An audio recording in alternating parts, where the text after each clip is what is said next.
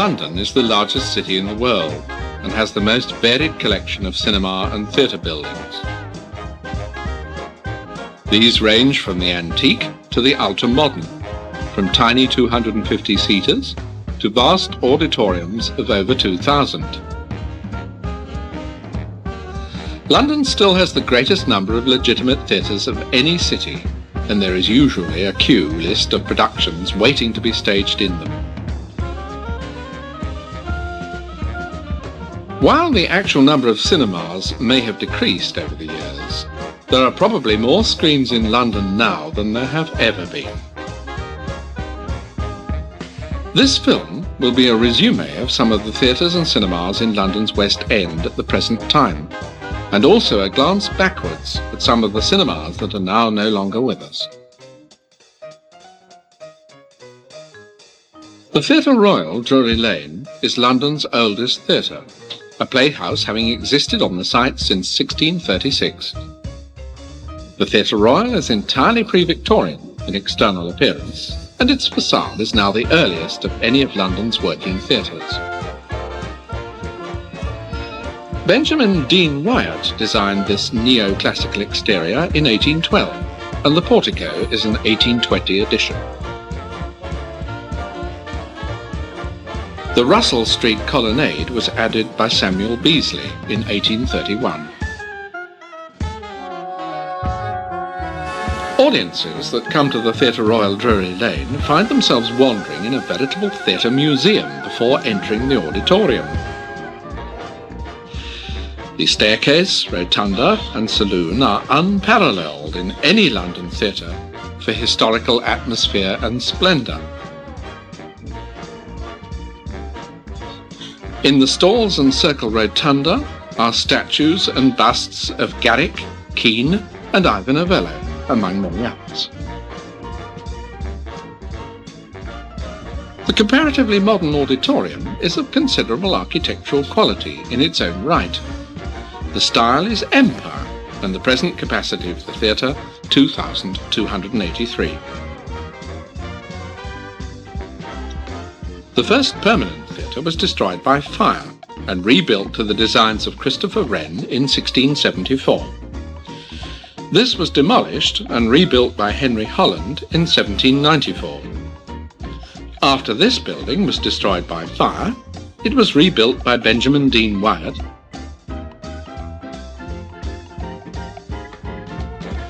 In 1922, the auditorium was entirely rebuilt to the plans of Emlyn Walker, Edward Jones and Robert Cronin.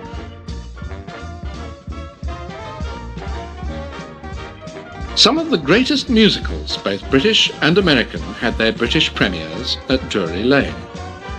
Current production is Cameron Mackintosh's Miss Saigon.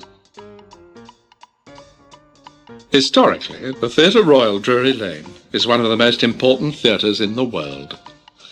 Its right to present theatrical entertainments derives from the royal patent granted by Charles II. This is still in the possession of the theatre. No site in the country has a longer, continuous theatrical tradition. The Royal Opera House, Covent Garden, is in Roman Renaissance style.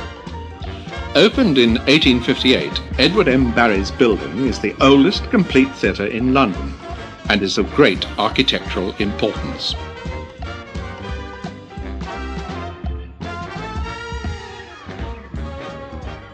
Opera houses are generally grandiose and luxurious palaces, built to stage the most expensive theatrical art form ever devised.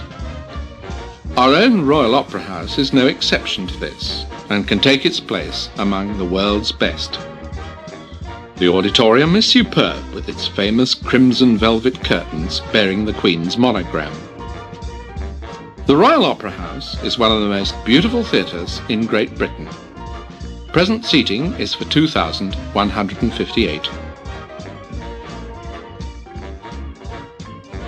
The Criterion Theatre is below ground level, and its entrance fronts on Piccadilly Circus. The tiny foyer is cunningly given an air of spaciousness by the juxtaposition of mirrors, painted ceiling panels and coloured tiles. This tiling also lines the staircase, which leads down to the auditorium. The auditorium is still in its 1884 form. It is one of the oldest and most completely preserved auditoria in London, and seats 660 on 3 levels: stalls, dress circle and upper circle. The entire theatre is below ground level, and even the upper circle has to be reached by descending stairs. The Criterion is one of the most important surviving mid-Victorian theatres in Britain. In 1991 it is closed, while the site above it is being redeveloped. The Lyric Theatre is the oldest of the 6 surviving theatres in Shaftesbury Avenue. Built of brick and stone in Renaissance style with some Franco-Flemish details, the theatre entrance has a glazed canopy.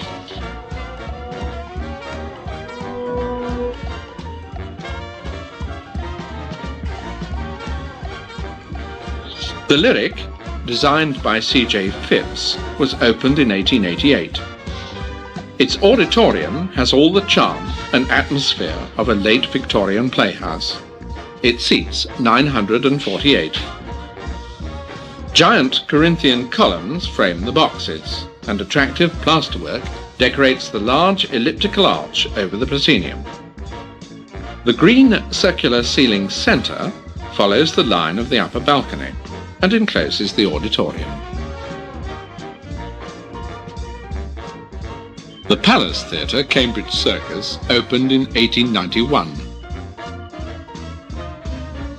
Built in early Renaissance style, the palace has a red brick and buff terracotta facade, divided by octagonal shafts. There are many small arched windows which are linked both vertically and horizontally.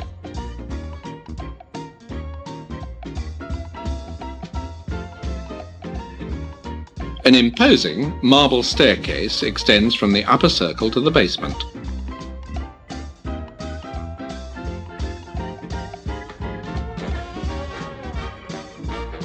The circle bar is also elaborately decorated and dressed with marble. In the basement, the palace brasserie looks now just as it might have done in the last century.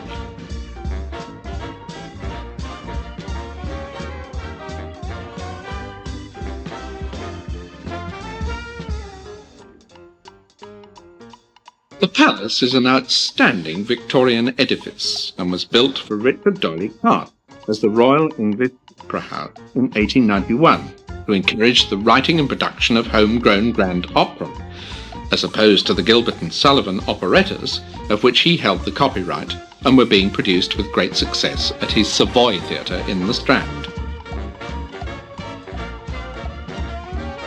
The project was not a success, and in 1892 the Opera House was sold and renamed the Palace Theatre of Varieties.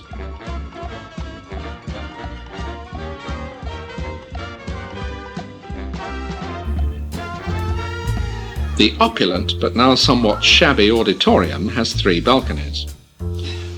Once its elegant interior had gold mouldings, mirrors and veined marble, but this has been completely covered by a coat of plum-coloured paint. When the present production of Les Miserables eventually finishes, the palace will close, and Andrew Lloyd Webber's really useful theatre company, who owned the building, will restore it to its former glory.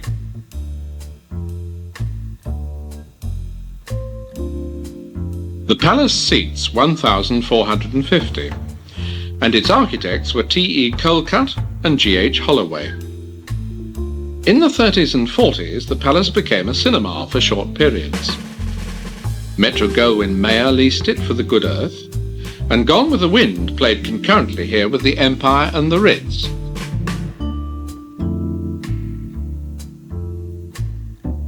The palace has had many successes. Les Miserables arrived in 1985, and in 1991 shows no signs of having exhausted its run.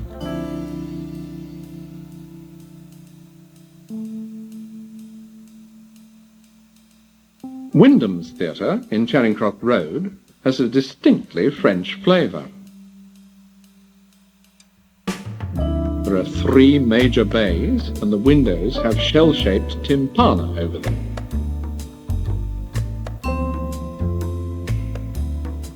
At first floor level are œil de boeuf windows. Wyndham's was the first of Australian-born architect W.G. Sprague's elegant West End theatres.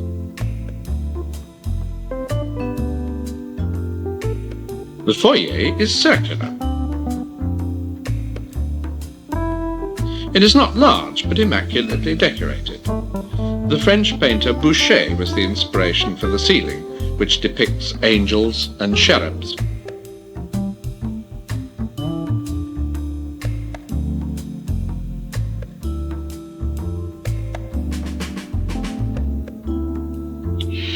The auditorium of Wyndham's is one of Sprague's most delightful inventions. It is extravagantly decorated in Louis XVI style.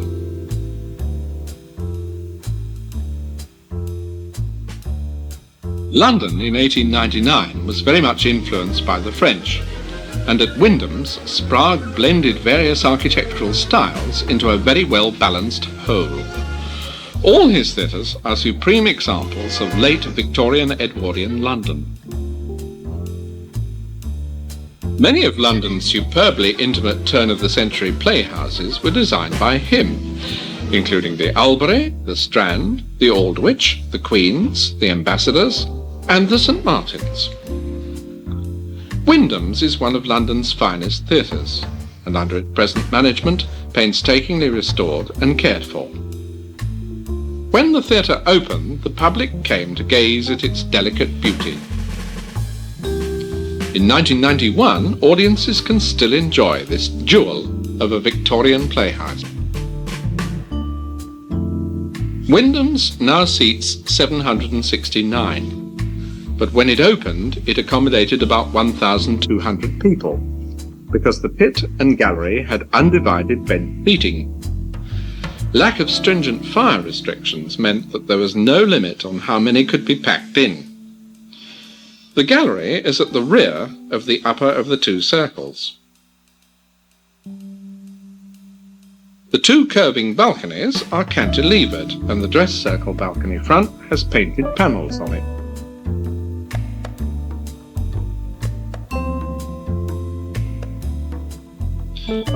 The proscenium was designed as a complete picture frame and is now the only remaining example of this design in London. The stage boxes have bowed fronts to them, and these are delightfully and delicately decorated.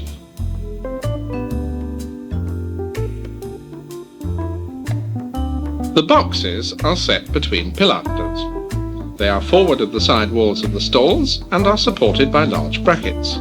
These too are elaborately designed and decorated.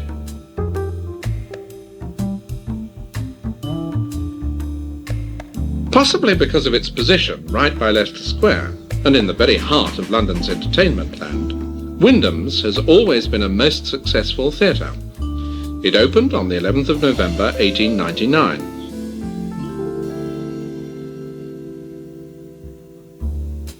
Above the centre of the proscenium are allegorical winged figures supporting framed portraits. On the left, one of the 2 male angels holds a portrait of Oliver Goldsmith. On the right is a portrait of Richard Brinsley Sheridan. The golden winged bust in the centre is thought to be actress Mary Moore, who became Charles Wyndham's wife. On either side of the stage are the monograms CW and MM. These, of course, stand for Charles Wyndham and Mary Moore.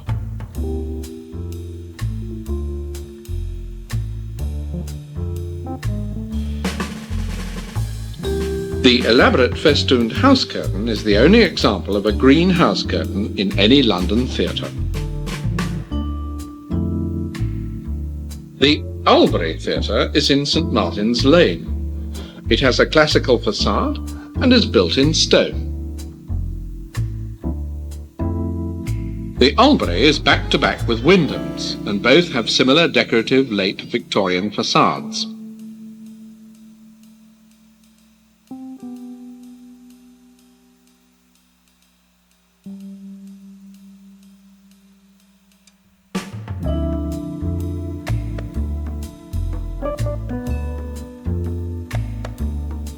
The Albery has a most pleasing auditorium and seats 877.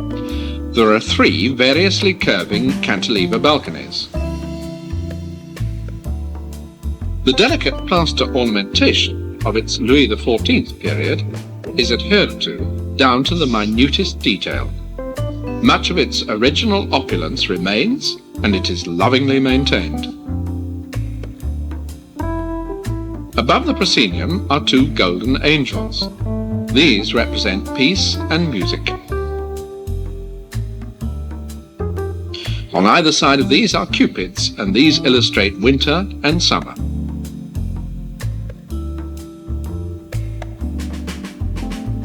The Albery retains its elegant Edwardian atmosphere. It was built in 1903, 4 years after Wyndham's, by Charles Wyndham on a vacant site of land that he had acquired when building the former theatre, and like Wyndham's, was designed by W.G.R. Sprague.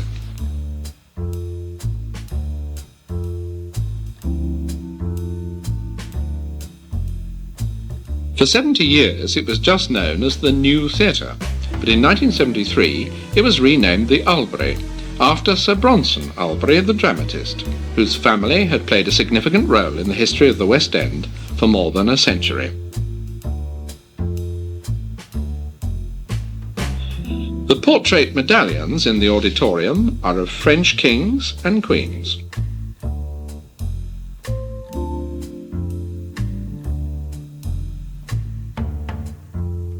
The Albery is a very successful theatre. Possibly its most famous production was Lionel Bart's Oliver, which was first staged here in 1960 and ran for 7 years. Oliver broke all attendance records for the theatre and returned again in 1971 for a further record-breaking season.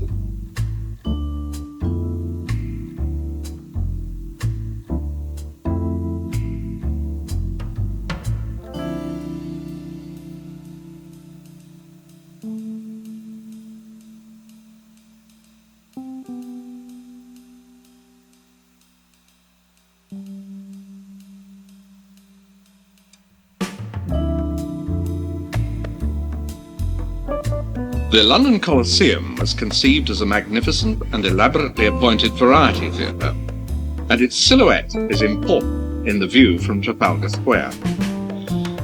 Sir Oswald Stoll positioned his theatre here so that the many thousands of commuters using Charing Cross Station would pass close to it on their way home from work. The facade is in Italian Renaissance style. There are pedimented and balconied windows.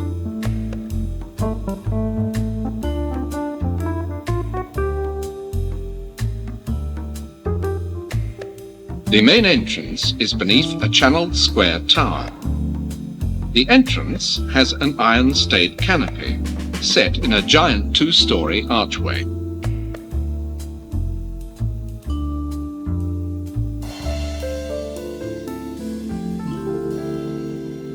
At one time, the great glass globe at the top of the tower revolved, but this was stopped soon after the theatre opened in 1904, because it was argued that it was a moving sky sign that contravened the London Building Act of 1844. It was altered so that bulbs flash on and off give the effect of movement. The Coliseum was designed by Frank Matcham and has a vast auditorium. Since August 1968, it has been the home of English National Opera, and with its present seating capacity of 2,358, exceeds the capacity of both Drury Lane and Covent Garden. In 1947, while Oklahoma was playing at Drury Lane, Annie Get Your Gun was at the London Coliseum. This was to be the longest run of any production at the theatre, lasting over 3 years. In 1961, Metro-Goldwyn-Mayer leased the building while their Empire Leicester Square was being rebuilt, and the Coliseum became a cinema. This was not a success.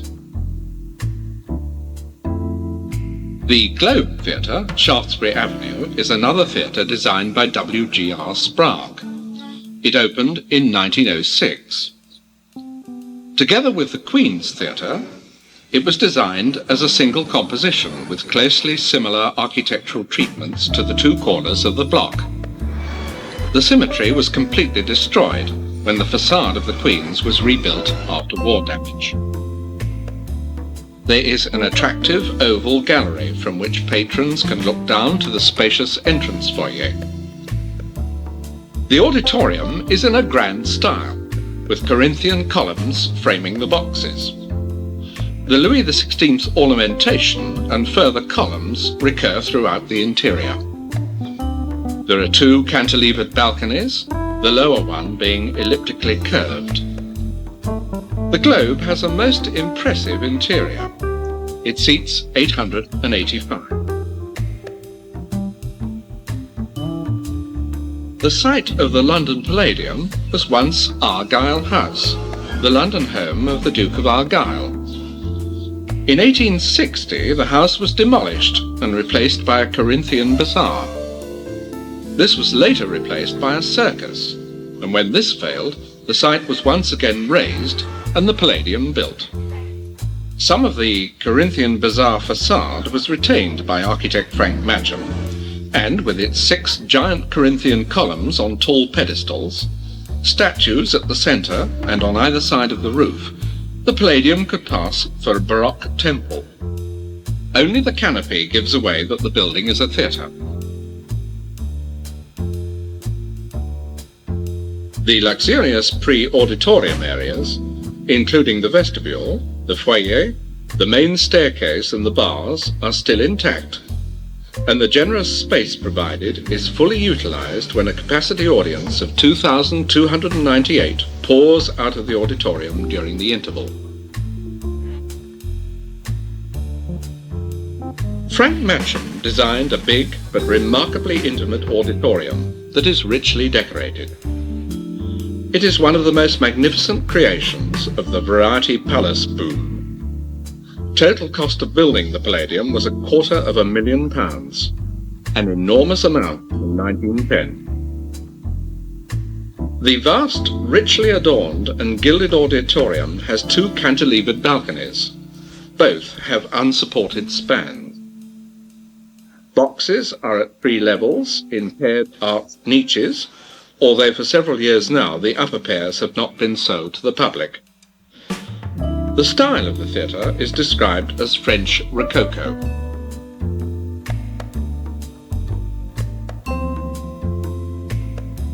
In 1928, for a short while, the Palladium was used as a cinema, and a 35mm carbon arc projector is still fully functional in the spot box today. This West Star projector is not the original model and was last used in the Tommy Steele stage production of Singing in the Rain. A Model F Wurlitzer of 8 rank was installed for film accompaniment in 1928 and played by Reginald Thorpe. It was removed in the same year to the Plaza at Allerton in Liverpool. The Palladium is one of the most consistently successful theatres in London, and in the summer of 1990 enjoyed a popular revival by Opera North and the Royal Shakespeare Company of Jerome Kern's Showboat.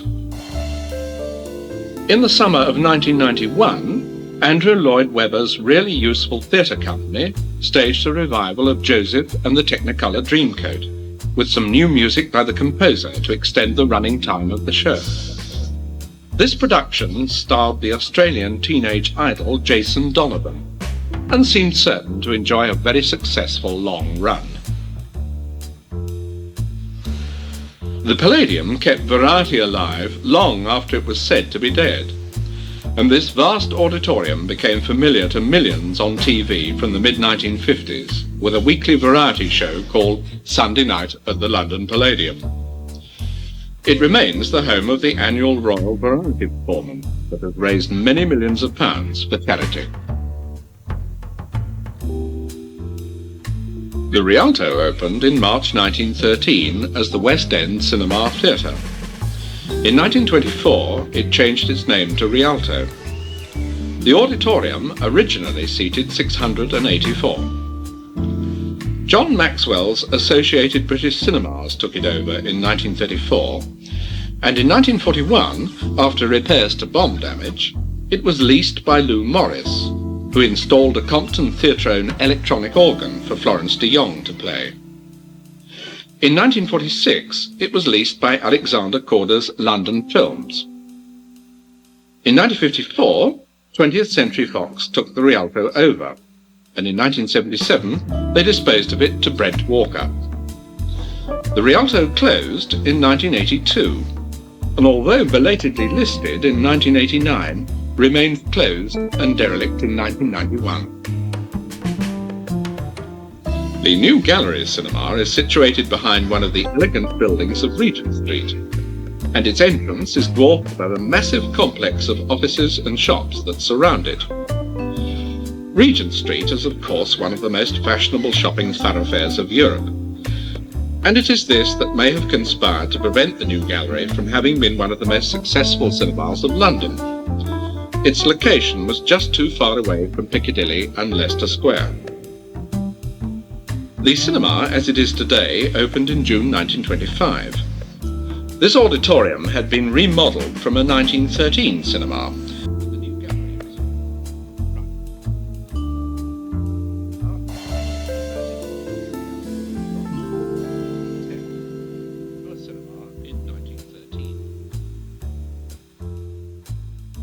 In the 1924 reconstruction, the screen end was extended, the roof raised, and the original dome moved to a new position with the projection box situated at the back of it.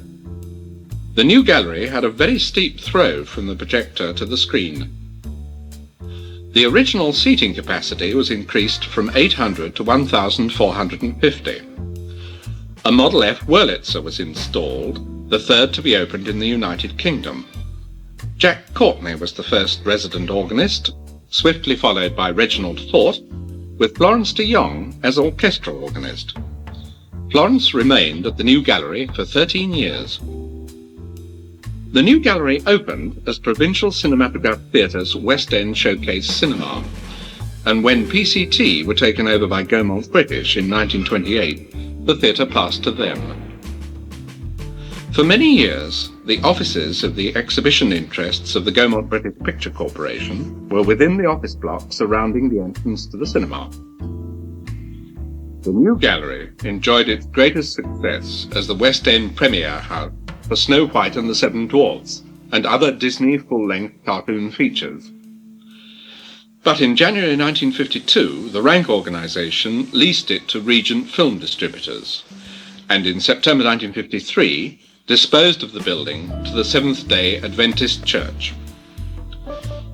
For many years, it was a successful evangelical centre, but in late 1990 they too pulled out, and this, the most perfectly preserved of all current West End cinemas that had never been altered for CinemaScope, has since been little used.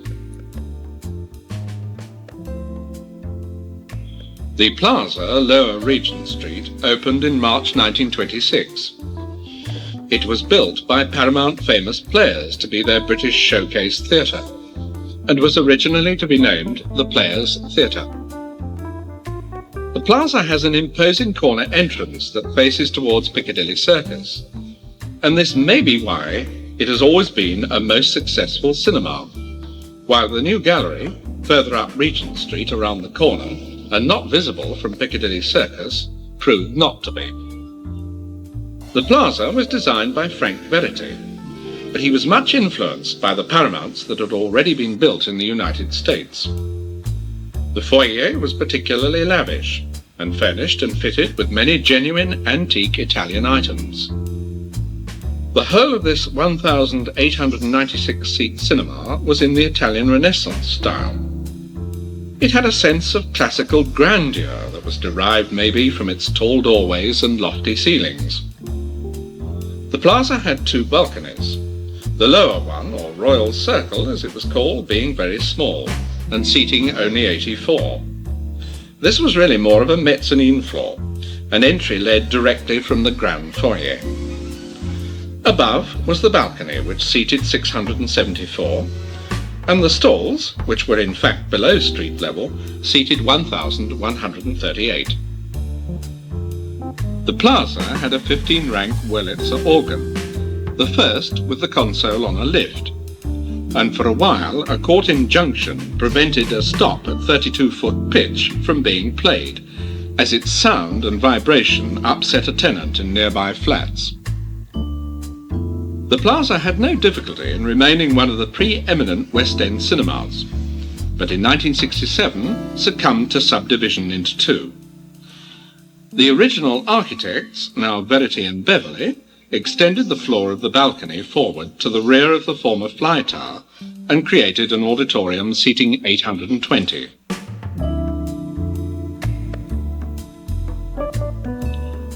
This cinema has a suspended screen frame that is almost flush with the rear wall of the old stage.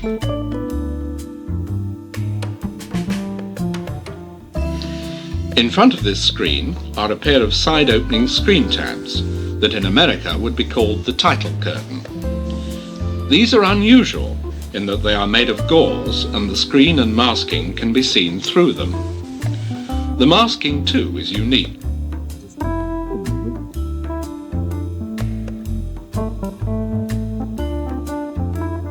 Projection is not from the original 1926 box, but from a new suite suspended from the ceiling over the rear of the old circle. This gives a very short throw to the screen. This cinema opened as the Plaza, but after Paramount combined with Universal to form the Cinema International Corporation to release their joint output in Britain, it was renamed the Universal. Downstairs, the newly constructed auditorium was called the Paramount and seated 972. But this also became too big for the needs of the theatre at the time, so in 1977 was closed for further division into three. Projection for this Stalls Theatre is from a box constructed in the former mezzanine or Royal Circle. The new names of Paramount and Universal were not popular. The cinemas were always known as the Plaza, and in 1975 CIC relented, and they reverted to the original name.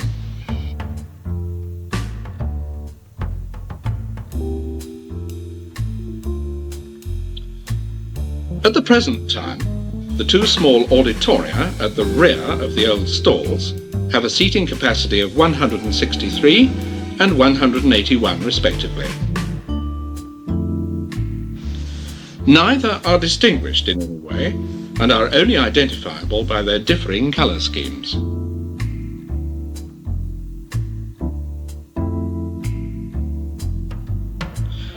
So much for the sense of awe and grandeur that was once induced by a visit to the 1926 Plaza.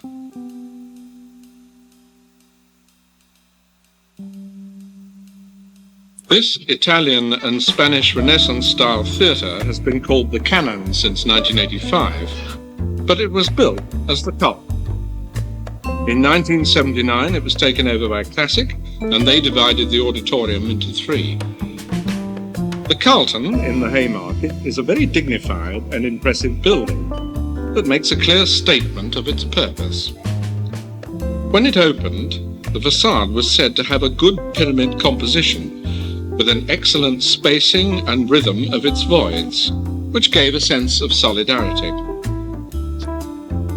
The foyer is in Adams style and is attractively maintained. Although the auditorium has been tripled, little has been altered here since the Carlton opened in 1928. There are many resemblances to the Plaza, as the Carlton had the same architect, Frank Verity, working in conjunction with Sam Beverley. The Carlton was smaller than the Plaza. It seated only 1,159, but the layout of the auditorium is identical. Basement-level stalls, tiny mezzanine royal circle, and a very steep balcony. The very steep balcony required a steep rake for the projection to enable the picture to reach the screen. The Carlton had elaborate stage facilities and was designed for dual use, to veer from cinema to theatre as circumstances might dictate. It opened with a live show but did not remain a theatre for long, becoming a full-time cinema in 1929. The stage facilities were used only once more, and then briefly, when a stage show was put on to support a film in 1960. Paramount ran the Carlton until 1954, when they disposed of it to 20th Century Fox. Classic took over from Fox in 1979, and when Cannon bought Classic in 1985, it was renamed yet again. The Carlton had been built on Anglesey Yard, a former stagecoach departure point, and this is depicted in the painting on the theatre's safety curtain. The Piccadilly Theatre is just off Piccadilly Circus, and its Portland stone frontage curves around the corner of the two streets on which the theatre stands. The facade is reminiscent of the classical frontages to be found in Regent Street, only a few yards away.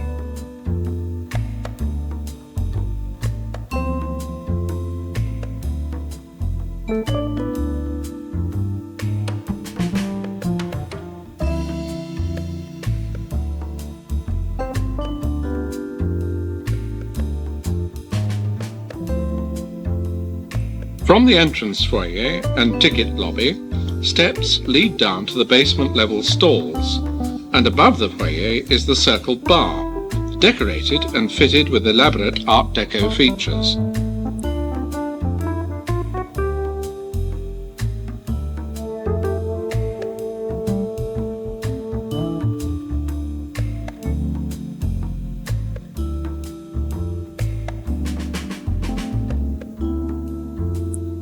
Before the theatre was built, the site was used for stabling some of the many thousands of horses that were in regular use on the streets of London before the reliability of motorised transport made them redundant.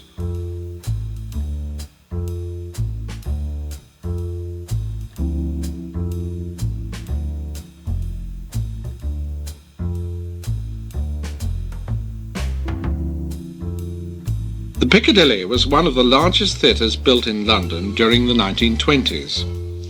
It was designed by Bertie Crewe and Edward A. Stone, and opened in April 1928.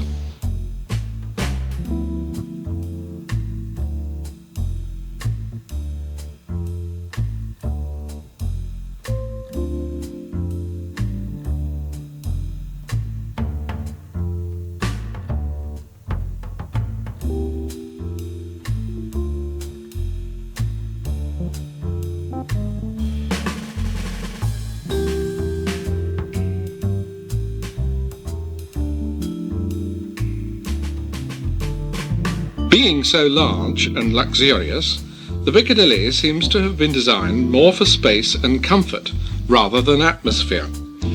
The auditorium seats 1,400.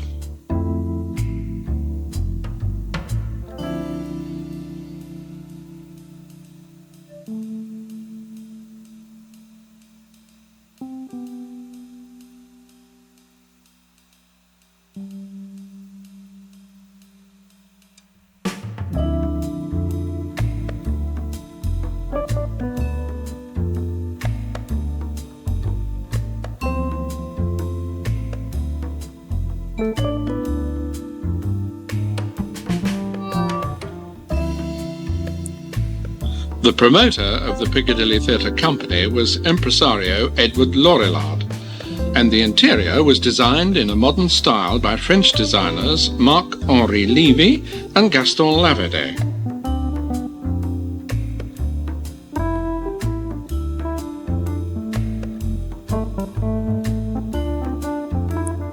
The Piccadilly is of particular interest to cinema historians, as it was the home of the first commercial talking pictures in London.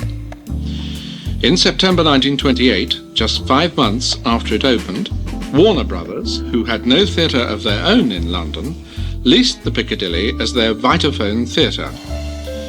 The opening film in this system was The Jazz Singer, followed by The Terror, The Singing Fool, The Divine Lady, On Trial, and Noah's Ark.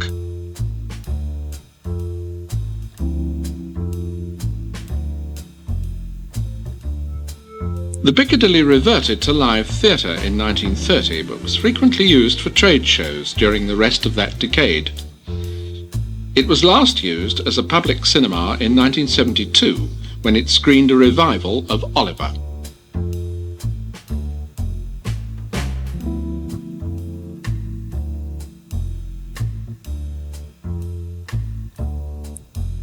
Many and varied are the productions that have been staged at the Piccadilly. The stage and dressing rooms are not really big enough for large musicals, yet the theatre is too big for plays that require a close proximity to the stage.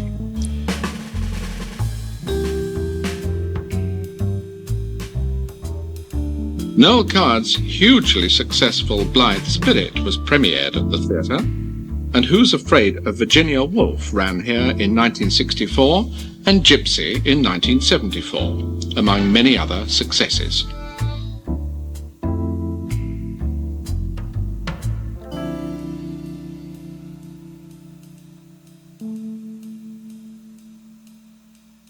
There are still two highly prestigious cinemas left in the West End of London. One of them is the Empire Leicester Square, the other is the nearby Odeon.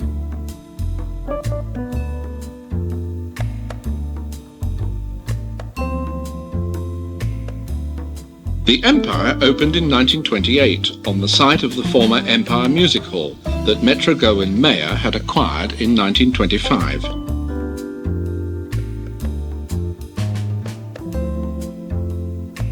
American architect Thomas W. Lamb and the British practice of Frank Matcham were responsible for the design, but the Empire was so American in style that it must have been more Thomas Lamb than Frank Matcham.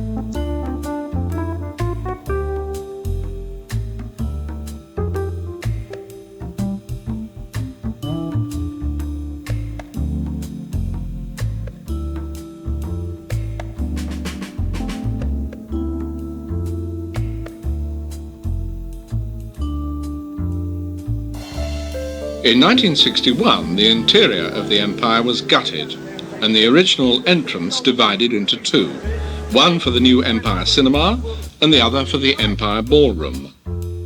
These pictures, taken in 1991, show the lobby after reconstruction.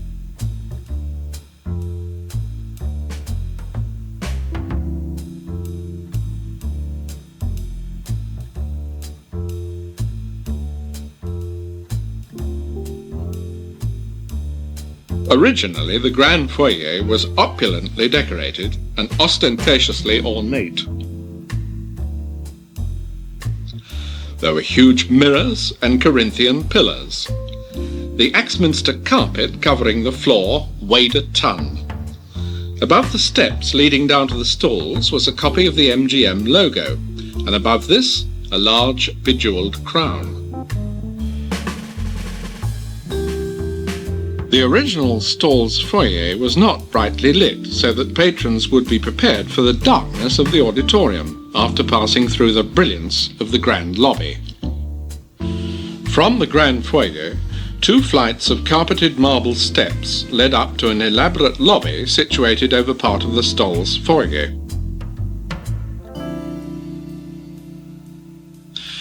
From here, doors led to the space between the stall's ceiling and circle floor. At one end of this circle void, as it was called, was the bar.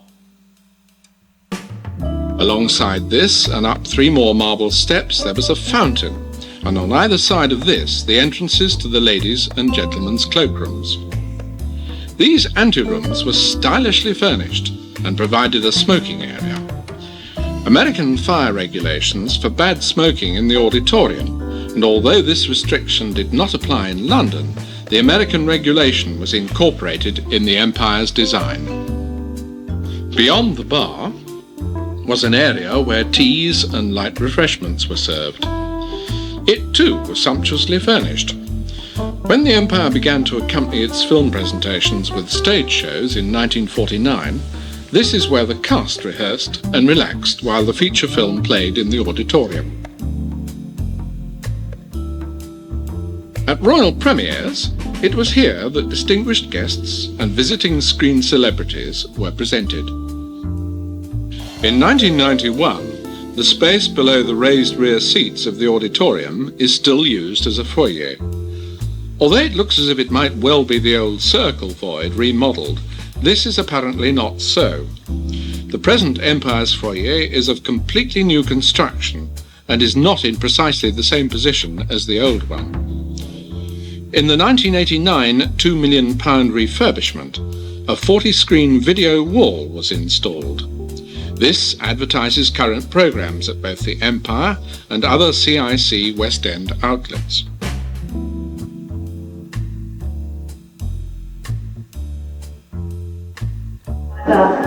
Although the grandeur of the 1928 cinema has gone, the modern Empire still has a great sense of occasion and retains its aura of a luxury West End showcase theatre.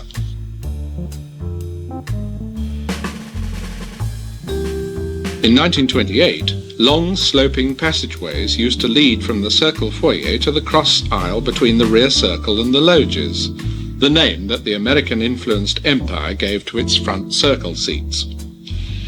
The entrances to the theatre were surrounded by richly detailed marble balustrades, and the projection room was above the aisle at the rear of the circle.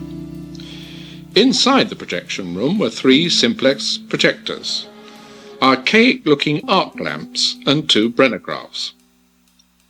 3 projectors ensured that if one broke down, this prestigious cinema would not have the indignity of breaks every 20 minutes while the film was reloaded in the remaining one.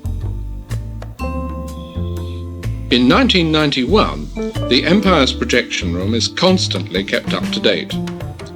Although it now has a Christie long-playing film attachment, it still has 3 35mm projectors and an impressive array of THX sound equipment.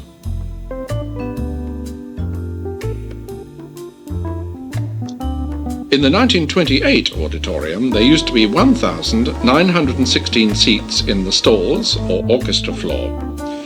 The dome in the centre of the ceiling was to reduce any feeling of claustrophobia that might be experienced by rear stall patrons.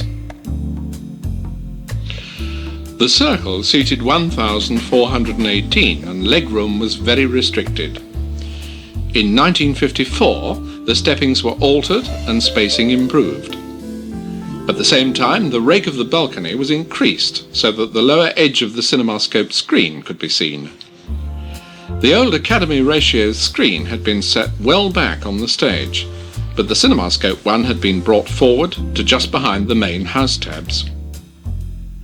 The Empire had the largest seating capacity of any West End cinema. Seen from the stage, the enormity of the auditorium can be judged. It seated 3,344. Here is the right-hand splay wall, and is a further example of how superbly detailed and decorated the theatre was. It is no wonder that the Empire billed itself as the showplace of the nation.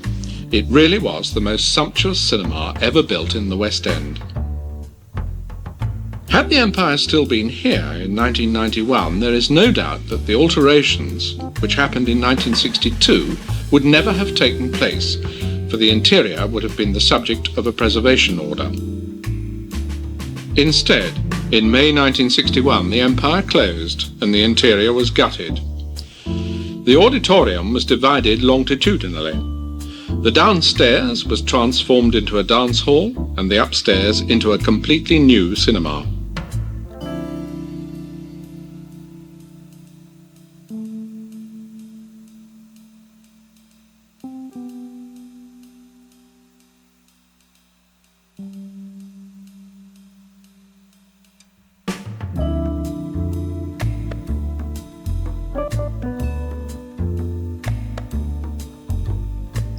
It was, and still is, a luxurious, opulent and extravagant auditorium. Although the former Empire had glamour, occasion and presence, the new Empire is also impressive, but in a completely different way.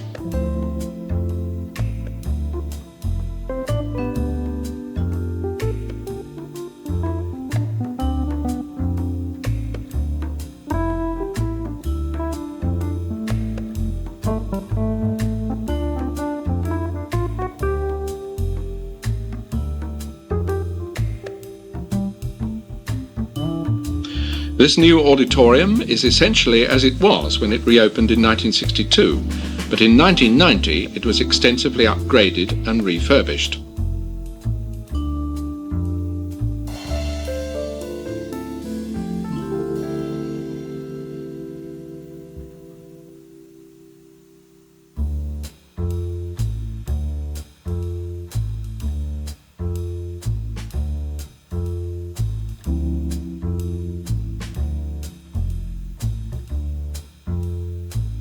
The 1962 Empire was the last work of that doyen of cinema architects, George Coles.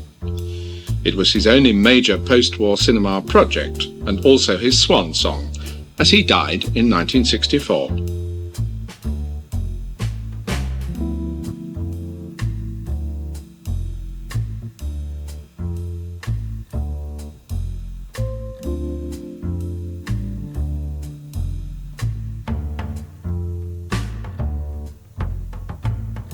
The reconstructed Empire seats 1,330, and as such is a very large cinema by present-day standards.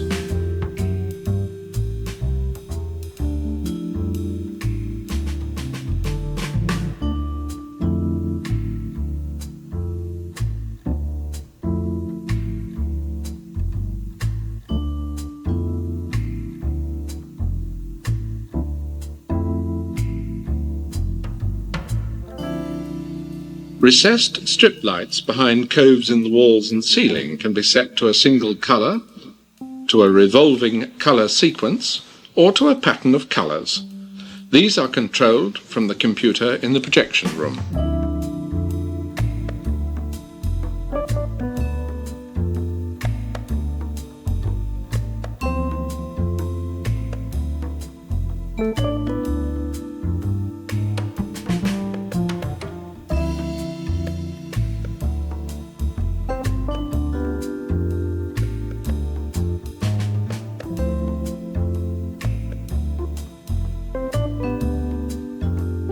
Metro-Goldwyn-Mayer sold the Empire to the Cinema International Corporation in 1973, and since CIC has become United International Pictures, many MGM, as well as Paramount, Universal and United Artists releases are now premiered at the Empire.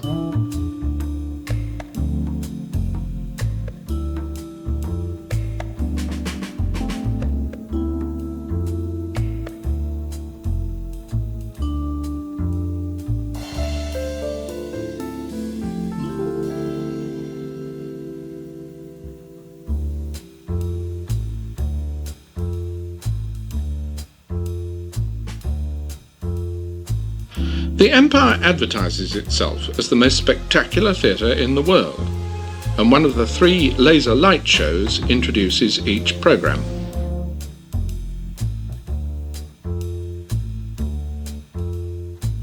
There have at times been plans to subdivide the Empire's auditorium, but so far these have been resisted.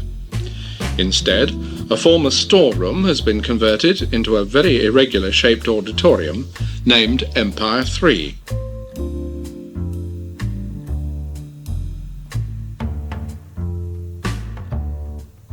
This seats 80.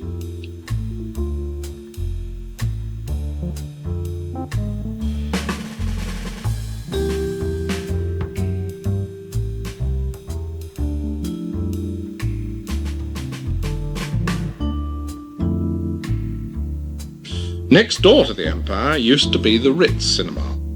This is now accessible direct from the Empire's foyer and has been renamed the Empire 2. The Ritz was built as a news theatre, but MGM took it over from Clavering and Rose before it opened, as a second-run house to the Empire. It is a basement cinema and seats 430.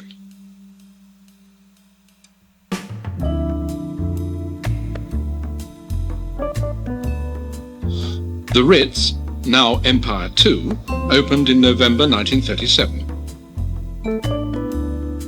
The projectors, sound, lighting effects and the laser shows are all programmed into the Empire's computer, so that every performance will conform to a predetermined standard of excellence. Another of the 3 laser shows starts and the performance begins.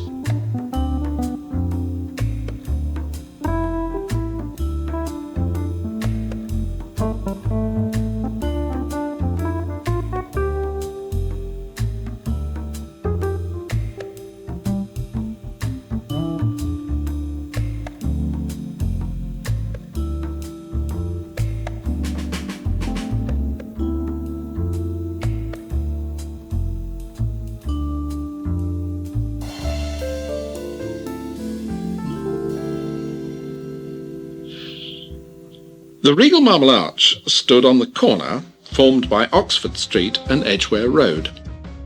It was never a really successful cinema. Too far up Oxford Street to be the West End, and very much influenced by Edgware Road, its location prevented it ever being a sought-after showcase theatre.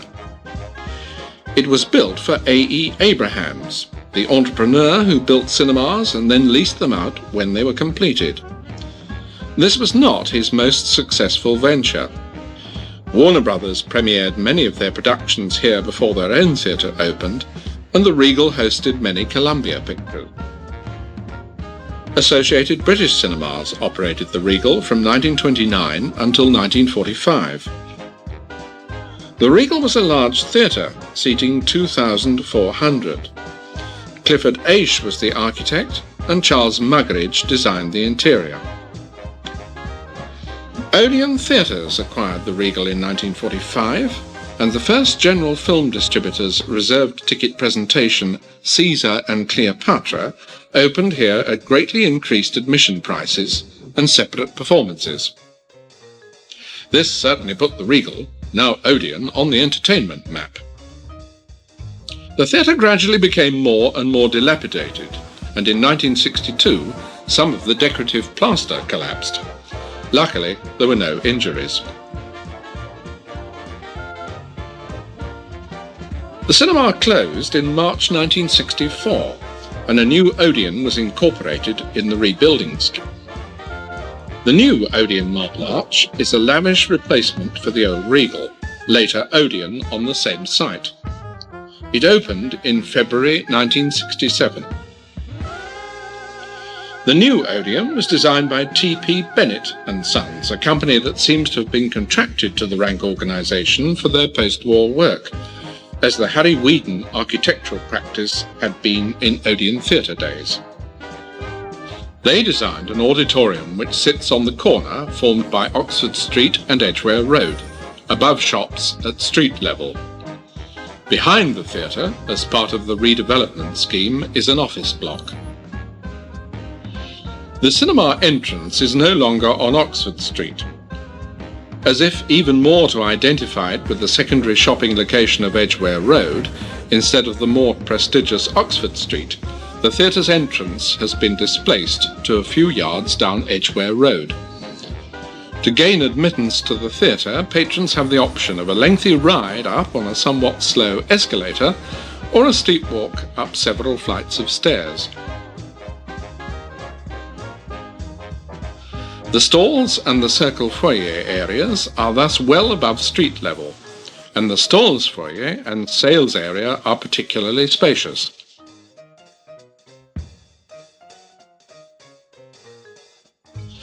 These generous spaces are used to advantage when the Odeon has a prestigious premiere production. The theatre is crowded and there is a sales interval.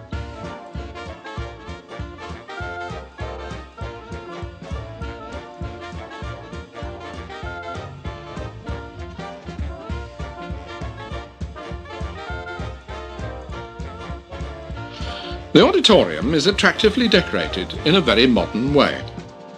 3-colour lighting set around the edge of the ceiling enables the rough surfaced panelling of the side walls to be illuminated in a variety of colours.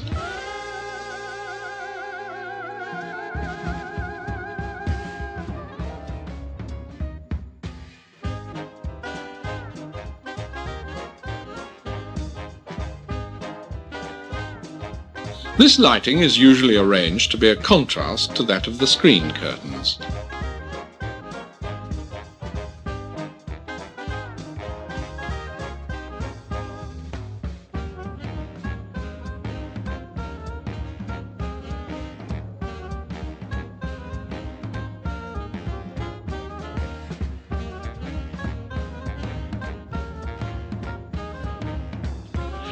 The Odeon seats 1,360, and there is a circle. This does not really overhang the stalls and is thus a modern version of the stadium, a style so beloved of the early Odeon cinemas in suburban situations. The projection box is at the centre of the rear stalls, and is in fact under the projecting section of the circle. There is rear stall seating on either side of this.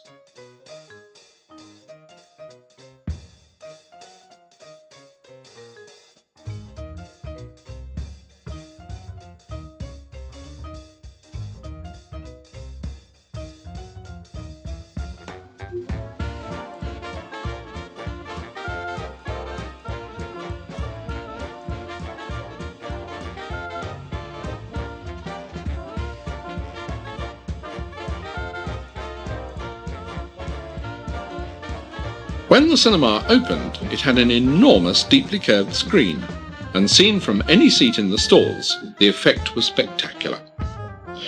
The view from the circle, however, was not so convincing. The severe curvature of the screen became irritating when desert scenes or horizons were being projected.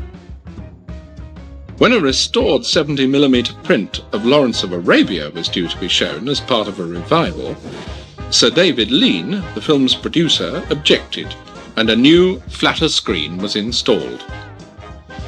This is said to be even larger than the original, and although the more deeply curved screen has been mourned by some, the present one does give a less distorted perspective from the circle.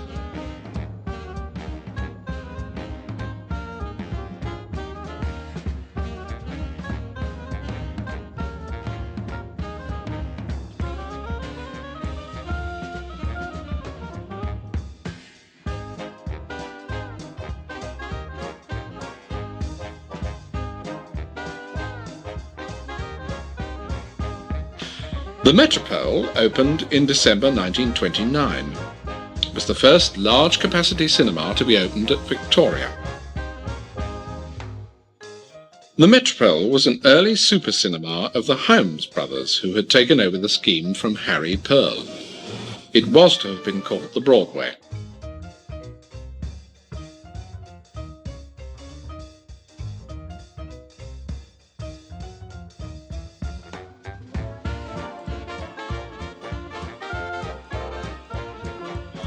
The cinema seated 2,000 and was designed by George Coles.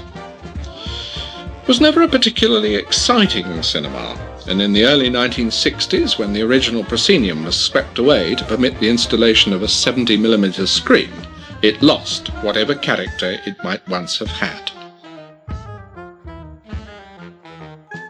The Hyams brothers found it more and more difficult to obtain suitable films for the theatre, and in 1943 sold it to Odeon. Their former partners in Gaumont Super Cinemas, Gaumont British, were not interested. The Metropole then began to get the pick of the product in the Victoria area, and the nearby New Victoria the weaker programmes.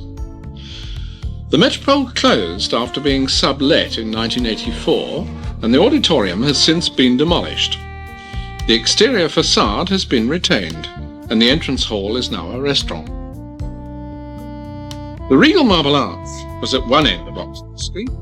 The Dominion is at the other. In contrast to the Regal, the Dominion quickly found its place as a popular cinema, and was very successful.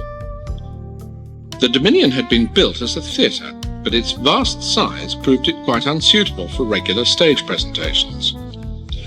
The Tottenham Court Road frontage is an elegant composition in Portland stone, and has 3 tall windows, but these are concealed behind an illuminated advertising panel. The Dominion has a huge entrance hall, with elaborate ectreliers that date back to July 1930, when it first opened. The 2 staircases remain as elegant today as they were 61 years ago, and sweep up to the circle level. This entrance hall occupies the site of the old 420-seat Court Cinema that was pulled down in order to build the Dominion. The architects responsible for the theatre were brothers William and T.R. Milburn. They were later joined by William's son, also called William, who became the principal of the family practice. The Milburns were an important team who designed many Empire theatres, including those at South Shields, Sunderland, Cardiff, West Hartlepool, Liverpool, Southampton and Edinburgh. All their theatres bear strong resemblances to each other, particularly in the treatment of the proscenium arch and the arrangement of the boxes within the proscenium sounding board. In this, they were no doubt influenced by the architectural style of many American theatres of the period.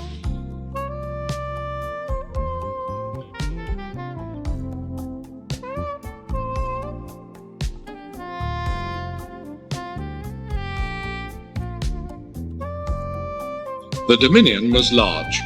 It had a total of 2,835 seats, with 1,340 in the stalls, 818 in the dress circle, and a further 677 in the balcony. In 1958, the upper circle was curtained off, and the projection box was moved to the rear stalls.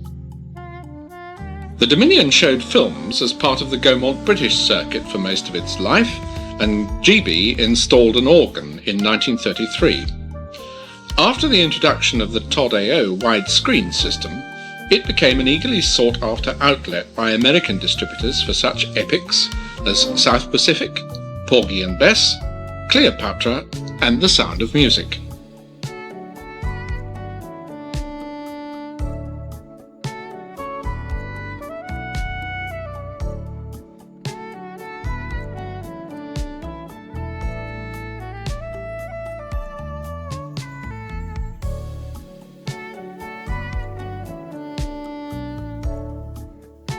When the stage production Time was presented at the Dominion, the proscenium arch was covered over and the walls and boxes painted black.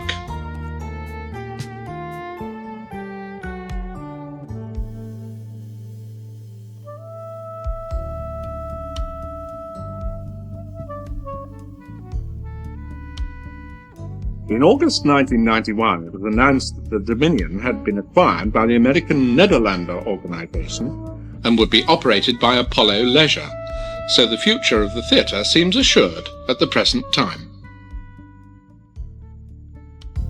The Prince Edward Theatre is large, and its exterior of red and yellow brick was designed in the style of an Italian palace.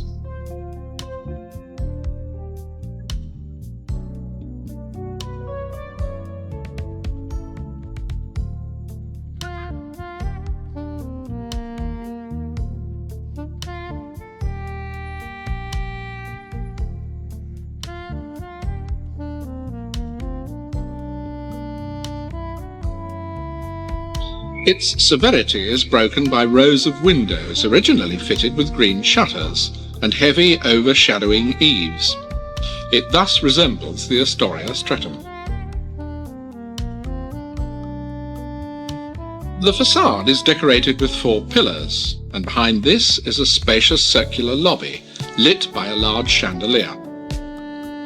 It is a real picture palace style foyer, and it comes as no surprise to learn that the Prince Edward was designed by E.A. Stone, the architect particularly remembered for his atmospheric Astoria cinemas. But Edward Stone was the prolific architect of many other cinemas and legitimate theatres too. The Prince Edward was the first of 4 London theatres to open in 1930. All of them had stylish modernistic interiors, which we now call Art Deco. The Prince Edward was designed to be used as a theatre, with 2 balconies and 1,544 seats, but from the start it was also equipped to show films. The theatre was converted into the London Casino Cabaret Restaurant in 1936, but reverted to a stage productions 10 years later. In 1954, it became the Casino Cinerama Theatre, when a gigantic screen was erected covering the stage boxes and proscenium.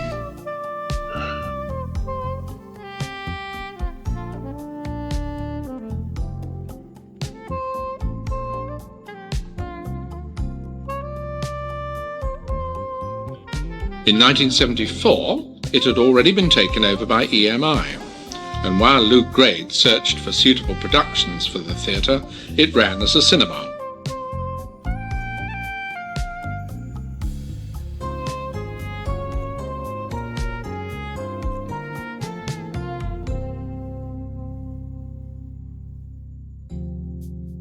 Then, in 1978, it reverted to its original name and began to enjoy long runs with musicals such as Evita and Chess.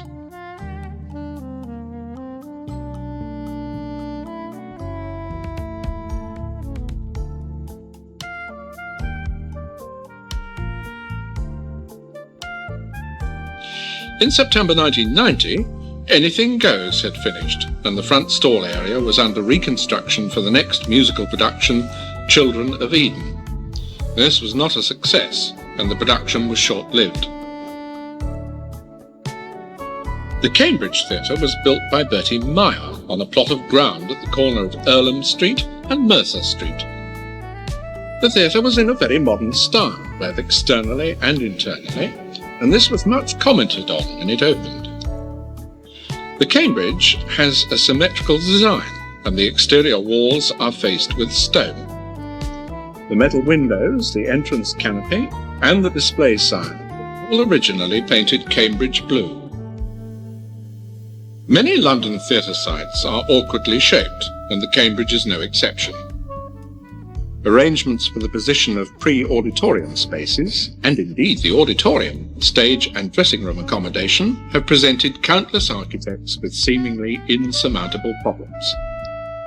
Here, the entrance hall is parallel to one of the boundary walls, and the decorative foyer friezes of nude chorus girls has been retained from September 1930, when the theatre opened.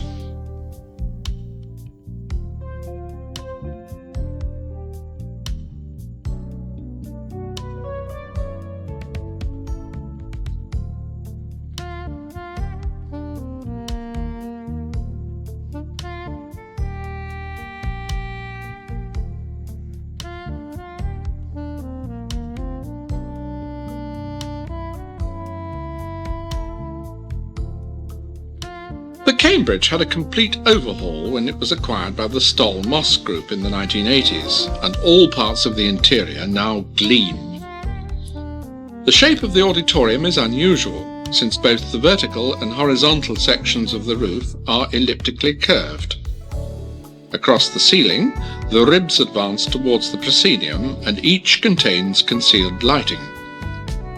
The Cambridge Theatre is the only example left of progressive cove lighting in the British Isles. The coves can be dimmed in progression, either from front to rear or in reverse.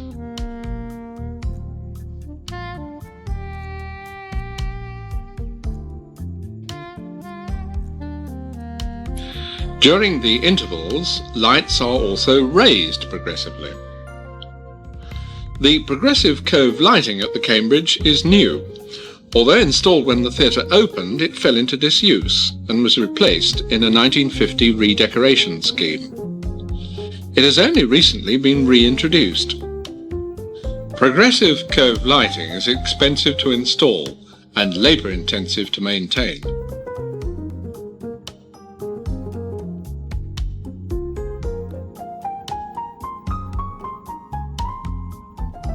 The decor of the Cambridge was originally by Serge Shermaniev, and much of his work has now been restored.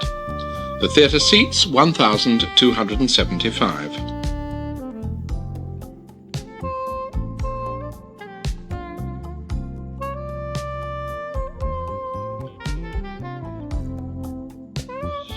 The Cambridge has had a checkered career and became a venue for trade film shows in the late 30s. It has also been used regularly as a cinema.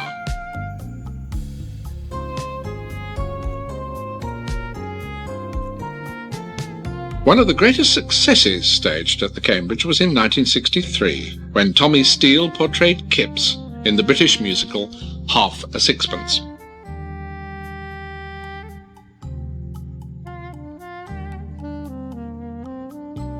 The Phoenix Theatre, Charing Cross Road, is classical in style, and with its 4 columns is somewhat reminiscent of the Granada Tooting.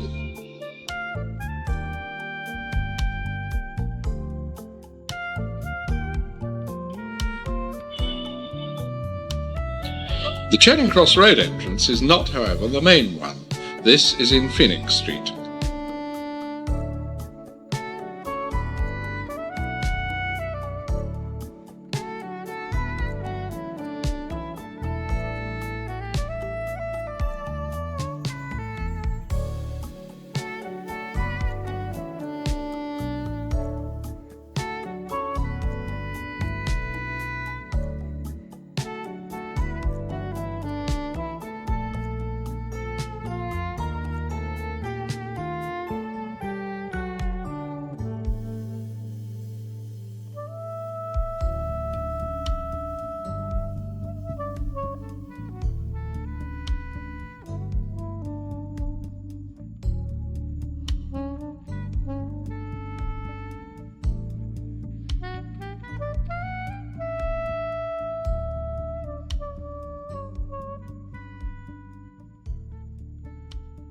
The similarities to the Granada style are not accidental, for the Phoenix was built by Sidney Bernstein, with Cecil Macy, Bertie Crewe and Sir Giles Scott as architects. More significantly, the interior decorations were by Theodore Komisarjewski.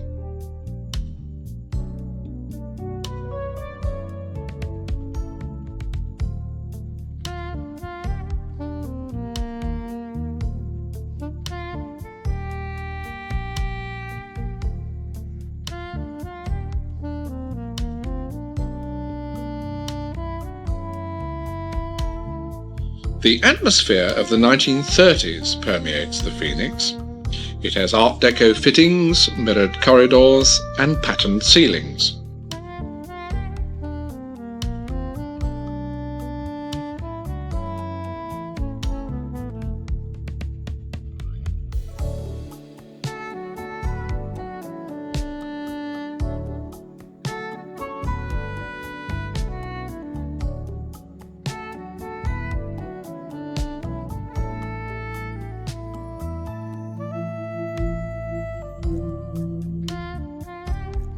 The Phoenix Theatre opened on September the 24th, 1930, just 20 days after the Cambridge. This was the third new theatre to open that year.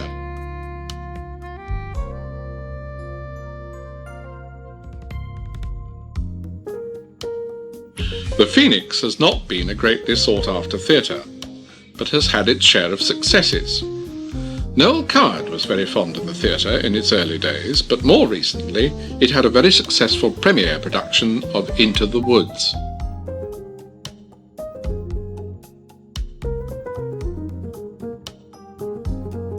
The Phoenix seats 1,028 and has a dress circle and an upper circle above it.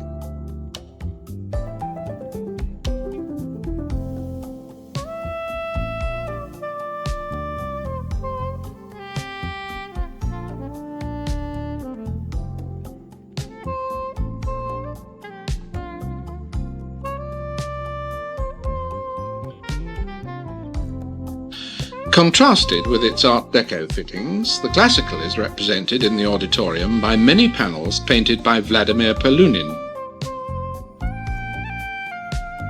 These are copies of works by Titian, Giorgione, Tintoretto and Pinturicchio, and as such, they are very well done.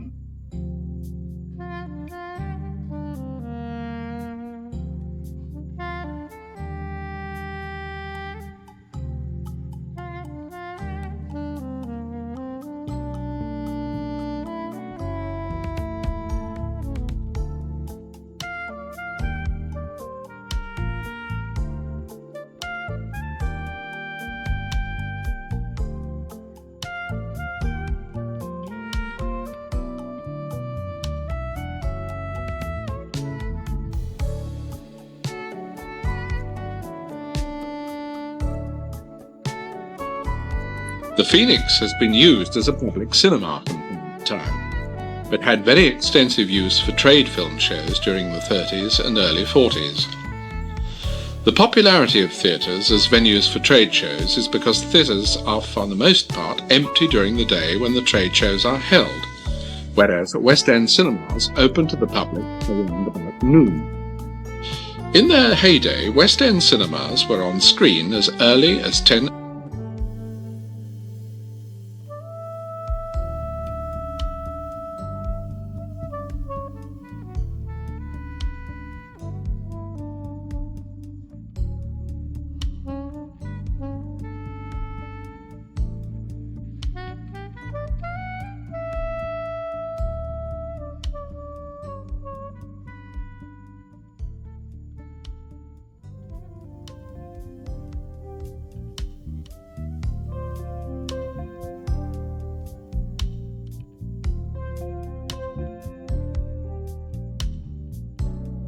The safety curtain carries a copy of Jacopo del Saleo's The Triumph of Love.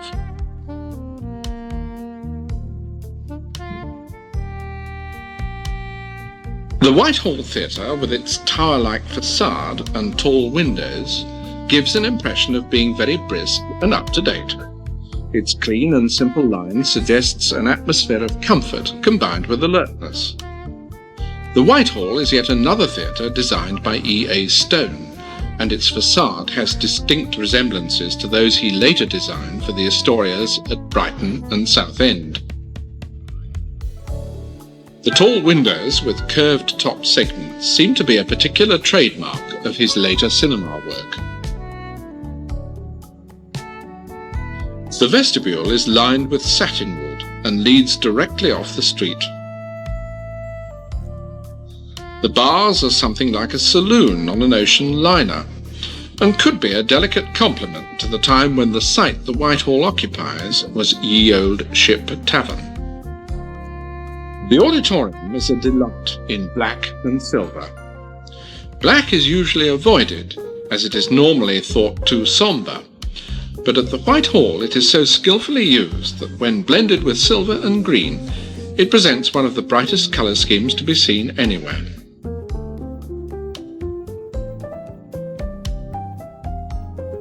The ceiling of the auditorium represents a silver cloud and gives the effect of being suspended in mid-air. The front soffit of the circle is silver and has floral designs in pastel shades. All the seats have a perfect line of sight.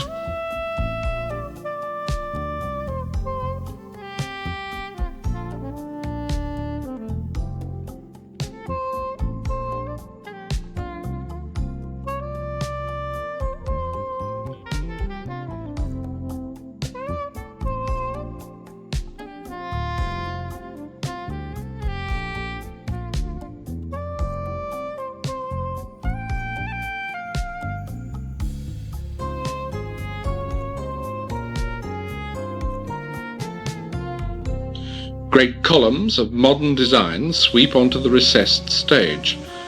There are no hard tones anywhere.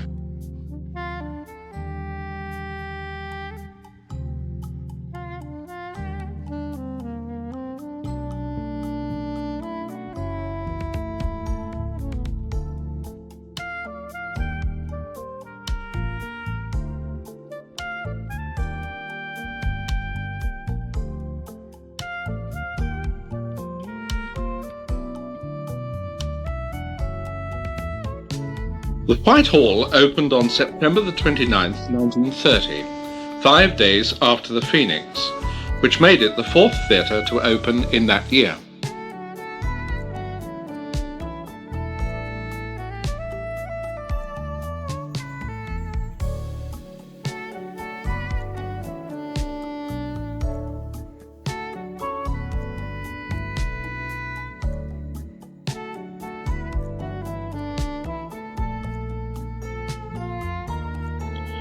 The Whitehall seats just 628 and is thus one of the smallest in the West End.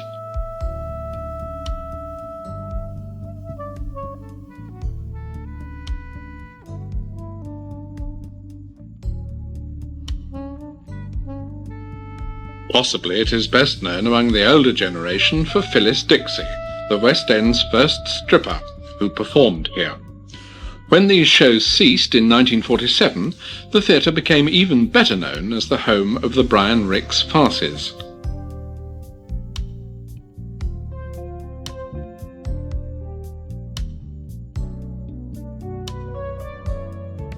After a controversial period during which the theatre was used as a museum of wartime memorabilia, it was acquired by Ian Albery's theatre group and returned to its present excellent condition. For many years, the New Victoria was London's largest surviving cinema. Alas, this is no longer so, for besides being called the Apollo Victoria since September 1980, the building has become a home for the musical extravaganza Starlight Express that has occupied the theatre since 1984. The New Victoria opened in October 1930. It was a provincial cinematograph theatre's property. Perhaps no other building in London provoked so much comment, favourable and otherwise, concerning its unorthodox appearance and unusual constructional features. The exterior has almost identical facades on both Wilton and Vauxhall Bridge roads. and these are somewhat severe in style, with horizontal bands contrasted with strong vertical lines.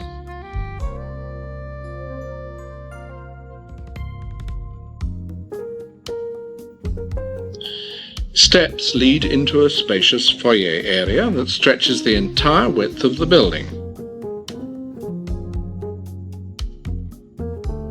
Staircases lead down to the stalls and up past surprisingly tiny former cafe areas to the balcony.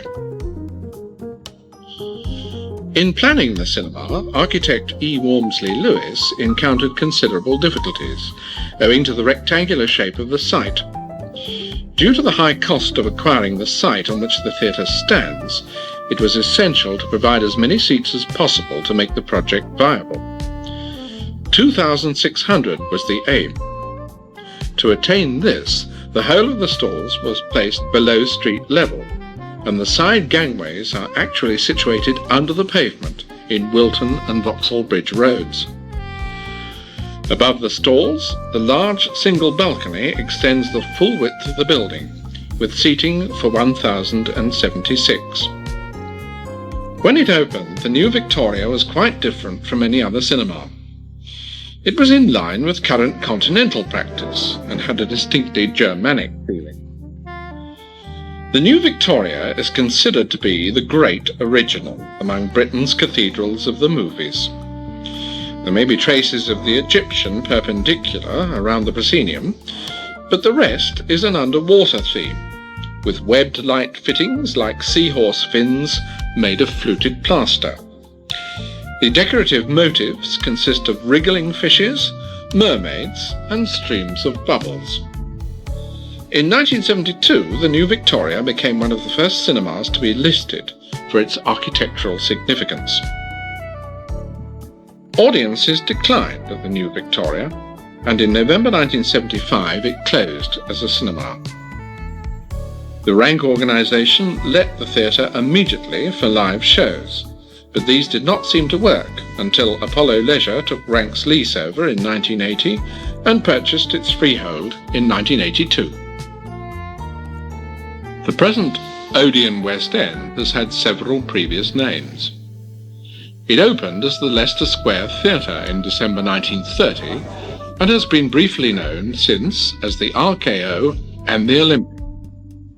It might have been called the Buchanan, and it was nearly called the United Artists.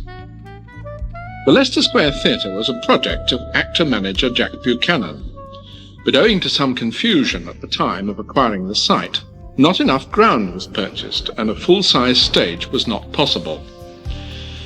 It was therefore redesigned during course of its construction for dual use, as a variety theatre and as a cinema.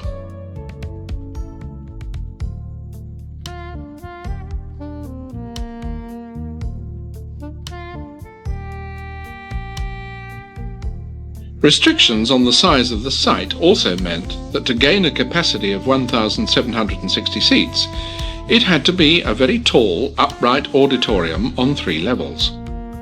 This did not give good sight lines, either to stage or screen. A Wurlitzer organ was installed.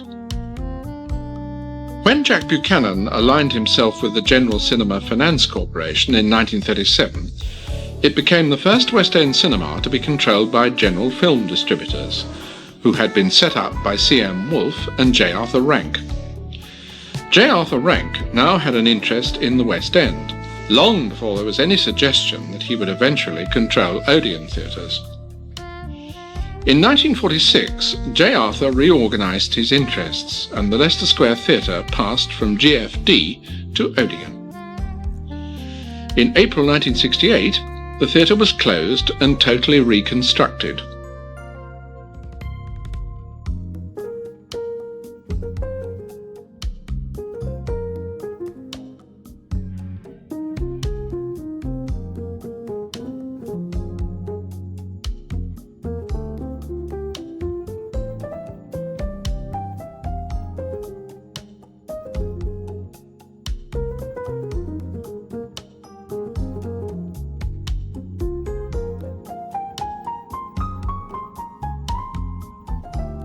The refurbished pre-auditorium areas are luxuriously appointed, but since the new auditorium is in the same space as the original one, and the foyers in the same positions, there are several different levels and numerous staircases leading from one floor to another.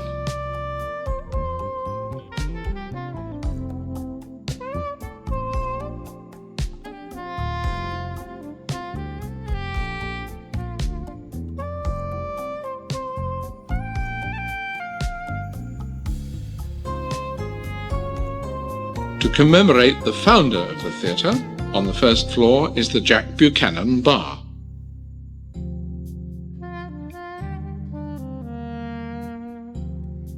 At a cost of £285,000, architects Arnold Dick Associates closed the upper circle and constructed an entirely new auditorium within the original four walls.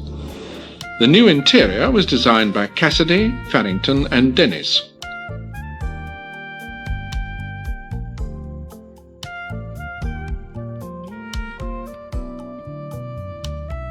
This completely new auditorium seats 1,407.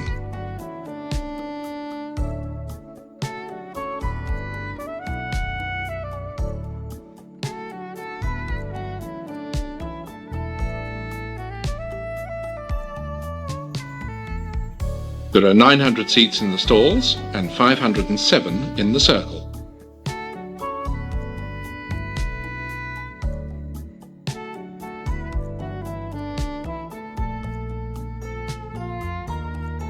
The auditorium walls were kept to the natural white colour of the plaster finish, and onto these spotlights from the back of the circle and on the circle front played changing colours.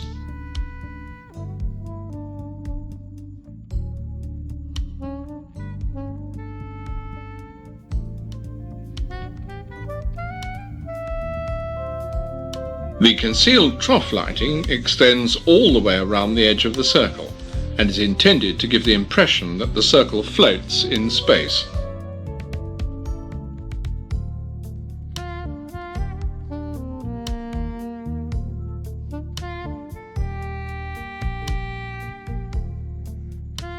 There is no stage whatever now at the old Leicester Square Theatre.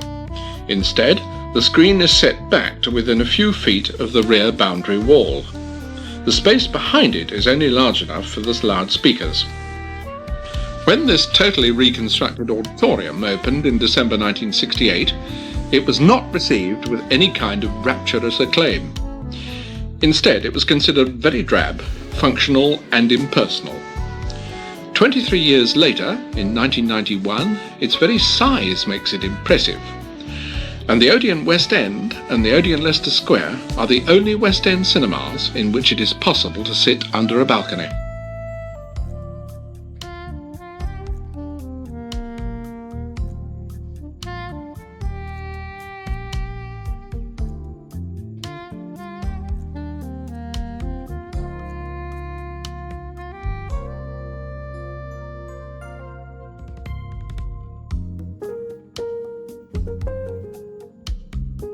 However, it is no longer possible to sit under the balcony and watch the same film as those upstairs.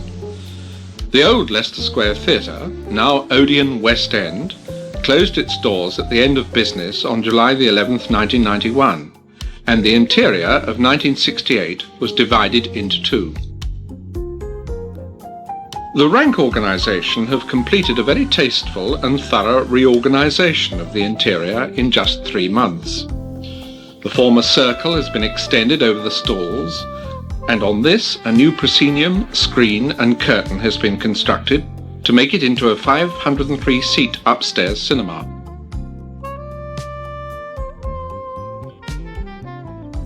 Sightlines are exceptionally good, and every seat has a direct view of the screen, without the need to look either up or down.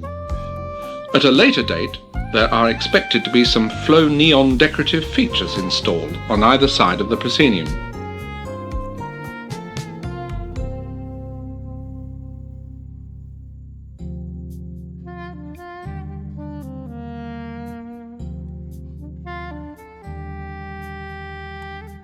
Both Both the upstairs and downstairs cinemas have new carpets and seating.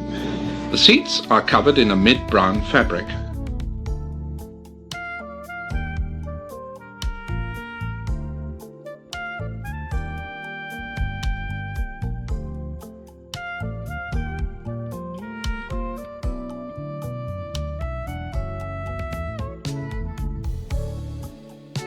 The projection room built in the 1968 reconstruction serves the upstairs theatre.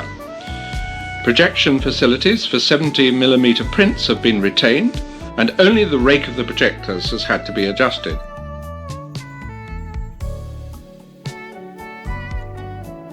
The downstairs Odeon is much larger than the upstairs one.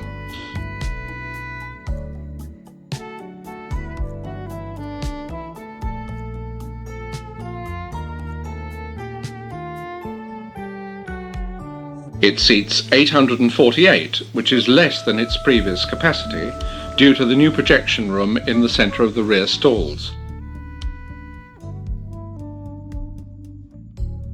Like the projection room upstairs, this new one has 2 projectors, so that if necessary, films can be projected in single parts. For the majority of the time, however, programmes are made up to run in their entirety from the long-playing film attachment.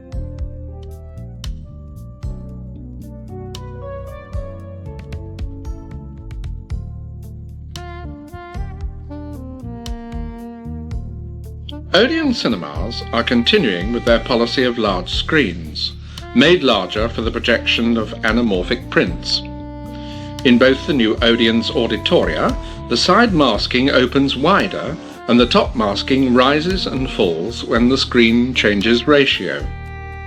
Right from the start of CinemaScope in 1953, rank theatres always opted for the more expensive installation of both side and top moving screen masking, while in ABC theatres the cheaper alternative of only side-moving masking was fitted. At a rank theatre, the normal screen had the side masking in and the top masking up to give the correct ratio. When the screen changed to CinemaScope, the side masking moved out and the top masking came down. In late 1991, it has been announced that 70mm prints are to be discontinued. The reason for continuing them until now has been the greatly improved quality of the soundtracks that they have been able to carry. Recently, such progress has been made in the quality of sound possible from a regular 35mm print that the advantages of a 70mm print have been eclipsed. The upstairs Odeon reopened on October the 11th. Followed 2 weeks later by the Odeon downstairs.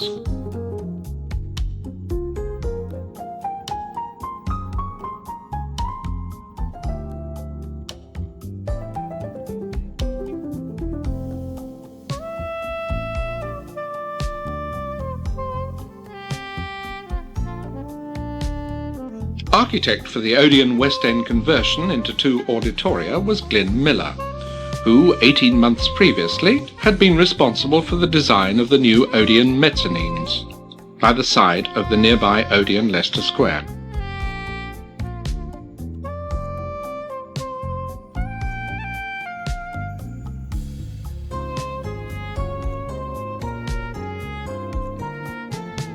Studios 1 and 2 were London's first twin cinemas. The elaborate neon-clad facade covered a set of offices and laboratories that had been used for cinematograph purposes since 1910.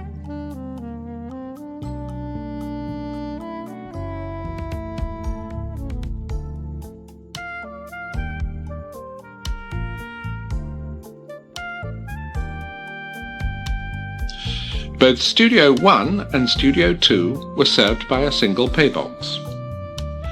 Melville S. Ward designed Cinema House, as it was called, and this had an auditorium in Jacobean style with panelling throughout in old oak. It seated 600.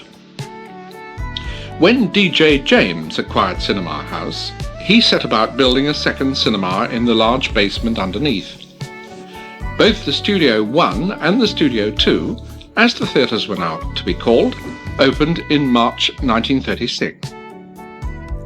Studio 2 was designed by Leslie F. Kemp and F.E. Tasker and seated 370. Studio 2 was ingenious, but its architectural style was not distinguished.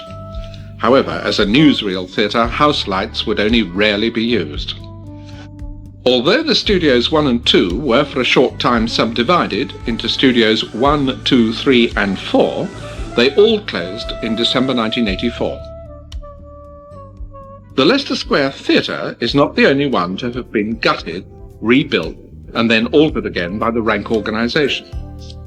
The present Odeon Haymarket has been similarly treated, but here the alterations and reconstruction have been rather more dramatic. The present building is all that remains of the 1925 Capitol Theatre. The exterior walls are in some places original, but the windows to the sides, front and rear are all part of a 1962 rebuild, when the old theatre was converted into offices. The Capitol opened in February 1925 and was a striking building on an island site in the Haymarket. The main entrance to the theatre was on the corner that faced up to Piccadilly. In 1937, the Capitol was little altered externally, with the exception of its name, which was changed to Gaumont, and the main entrance, which was moved and enlarged into a grander affair that fronted Haymarket. This new entrance was more in keeping with the image of a modern super cinema in this, the very heart of London's entertainment and theatre land. In 1962, it was more severely reconstructed. This time, all the decorative facings were stripped off in an attempt to make the 37-year-old structure up-to-date and modern. But the result has been to make a nondescript building of no architectural interest whatever. The entrance to the new cinema was moved yet again, this time to the corner furthest away from Piccadilly. The 1925 Capitol was a magnificent new kinema theatre, a lavish temple of the silent picture. The auditorium was flamboyant and highly decorative and had been designed by Andrew Mather, who was later to become responsible for many Odeon cinemas.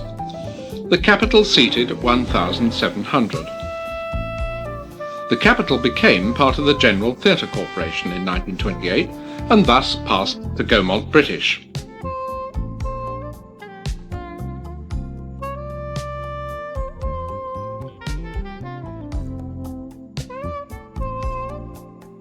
In 1935, Gaumont British did a very thorough reconstruction of the entire interior to turn this into their West End showcase theatre.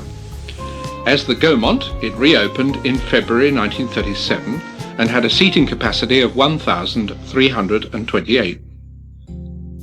When the rank organisation closed the Gaumont in 1959 on the grounds that it was uneconomic to operate, the new Odeon Haymarket was incorporated into the basement of the building. Dimensionally, the Odeon Haymarket is identical to the ground floor of the Gaumont that preceded it. But it is possible that the auditorium of today's cinema is even deeper underground, as there are several flights of stairs to descend before reaching the theatre.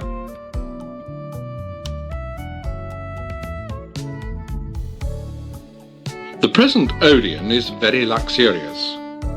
The architect was Leslie C. Norton, and interior decoration is by Alan Best.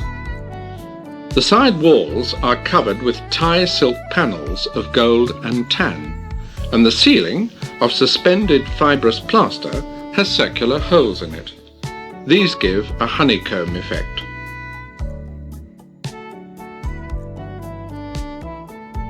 Somewhat surprisingly, the Odeon is equipped with two rising festoon curtains, and is the only theatre ever to be so fitted. It is difficult to advance a reason for this. The theatre does not offer stage presentations. Indeed, the stage itself is only a narrow shelf. For pure effect, it would have been better to have one festoon and one side-opening curtain. However, the festoons at the Odeon Haymarket can be lit in a variety of colours and look very nice.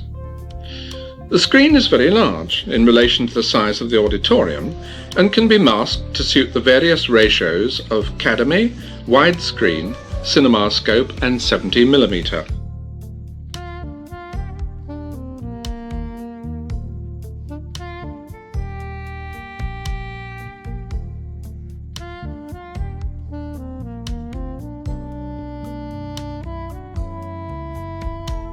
The Odeon has wider than average seating for 600 and a warm, inviting appearance. Although it is a basement cinema, the ceiling is high and there is no feeling of claustrophobia. It offers real luxury and comfort, and the projectors have an almost level throw to the screen.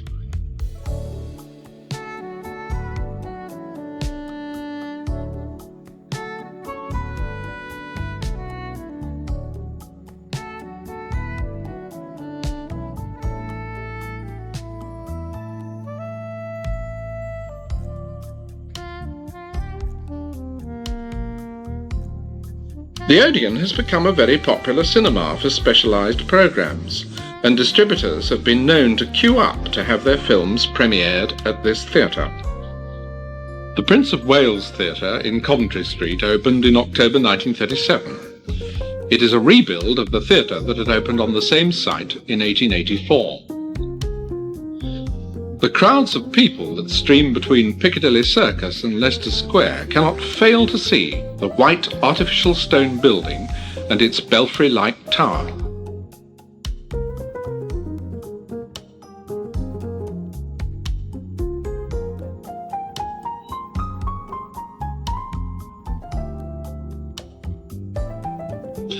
This tower was designed to conceal the taller buildings behind it, but usefully it also contains the air conditioning plant.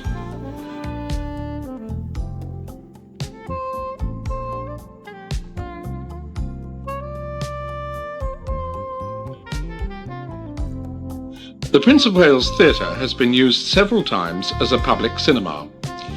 In 1940, Charlie Chaplin's The Great Dictator was shown here. In 1944, MGM's An American Romance. In 1948, The Secret Life of Walter Mitty, and in 1950, Walt Disney's Cinderella.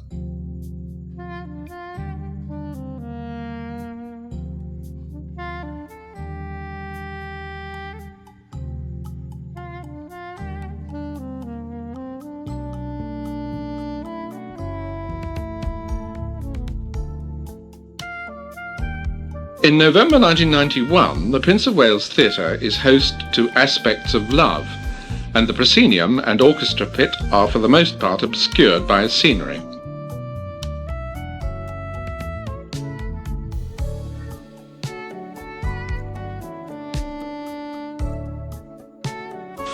The auditorium is very wide, but not very deep.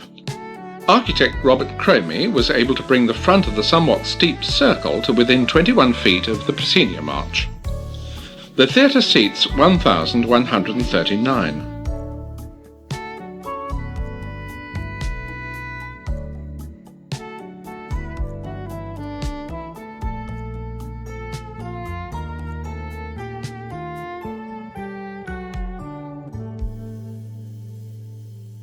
The original gold stage tableau curtains, now hidden from view by the Aspects of Love set, are repeated in a gilded plaster motive on the side walls. This motive is used throughout the theatre, as it was the architect's intention to avoid a period style of decoration.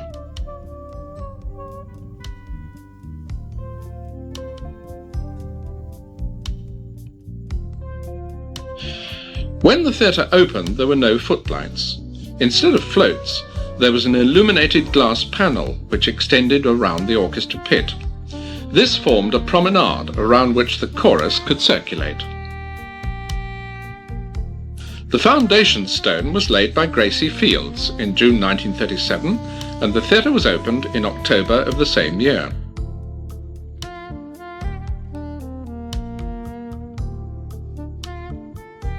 With its key position at the very heart of the West End, the Prince of Wales Theatre has had a long list of successful productions.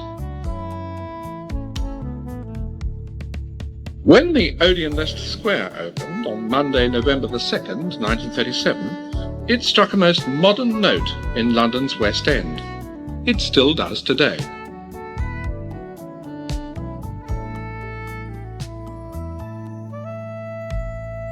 Faience, which had been a feature of many provincial Odeons, was abandoned in favour of black marble, which covered the whole of the Leicester Square frontage.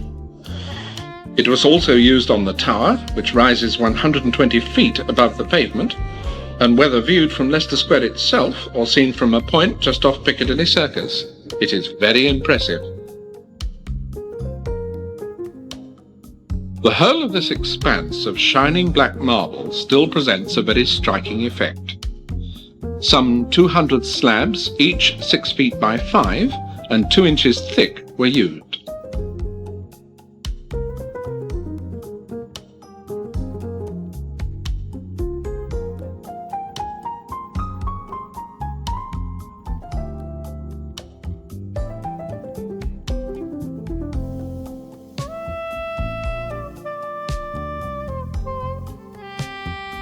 The main entrance foyer has been refurbished several times.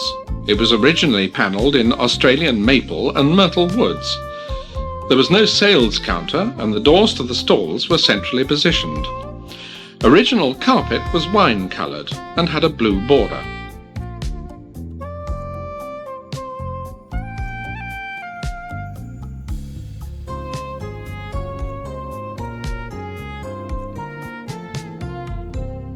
Every detail of the main staircase from stalls to circle foyer has been replaced, including carpet, handrails, wall coverings and mirrors.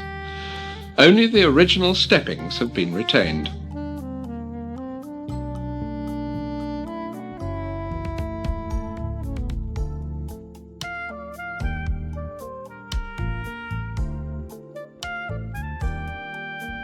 Gone are the wall motifs depicting north and south and east and west, and also the splendid 1930s style pendant light fitting.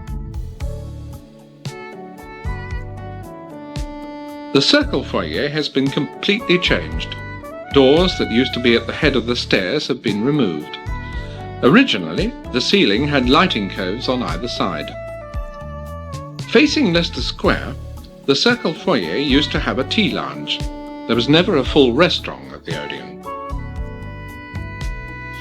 A ladies' boudoir led off the balcony foyer. The dressing tables were made of metal, topped by black glass. Below the entrance foyer is the royal reception room.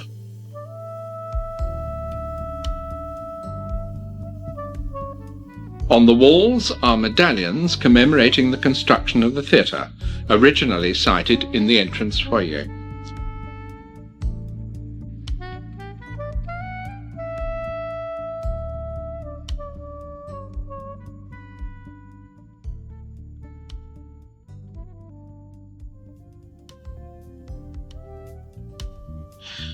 This room used to be furnished with reproduction period furniture, but like other areas of the theatre, has been remodelled and refurbished. Not surprisingly, the Odeon was at first equipped with BTH projectors and sound equipment. In 1983, a cake stand was introduced for the projection of 70mm prints, while a tower system is usually used for ordinary 35mm programmes. Cinemecania projectors were first installed in 1962 and are periodically upgraded to the latest model. The Odeon is always in the forefront of technological advances. It had large-screen television in 1952 and in 1978 was the first British cinema to use an optical Dolby stereo sound system.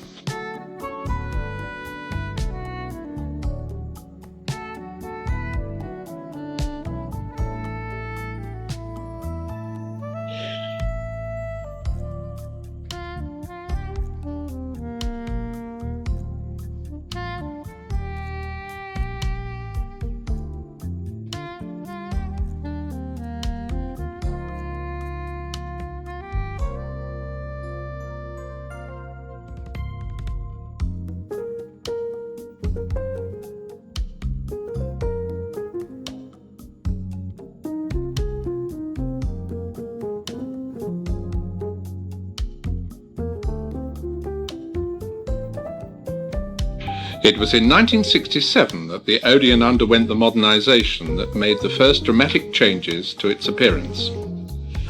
Seating capacity was reduced to 1,994, but the £200,000 alterations quickly became a source of embarrassment to the rank organisation. Especially regretted was the destruction of the figures by Raymond Britton Riviere on the side walls, which made the place seem intolerably plain and undistinguished.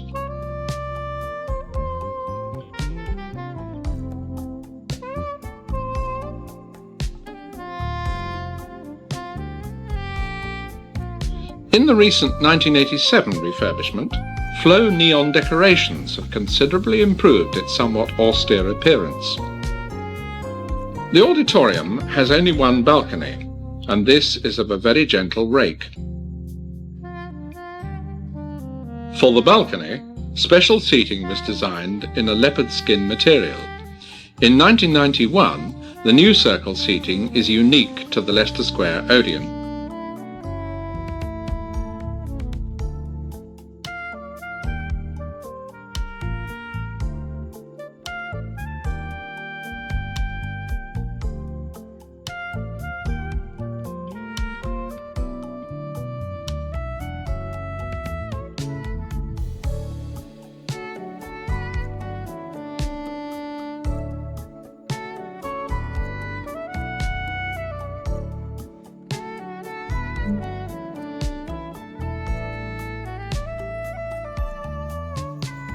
The painting on the safety curtain tries to interpret the entertainment provided at the theatre.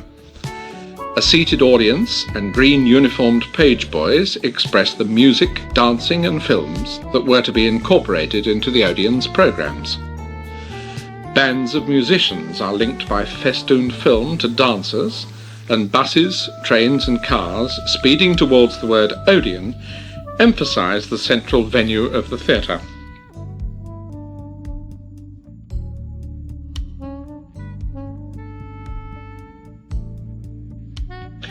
This magnificent example of 1930s expressionism has escaped any kind of modernisation. In the 1960s, when little effort was made to conserve features from buildings of the 30s, it narrowly escaped being painted over. It is seen now in its completely original state. It has never been touched.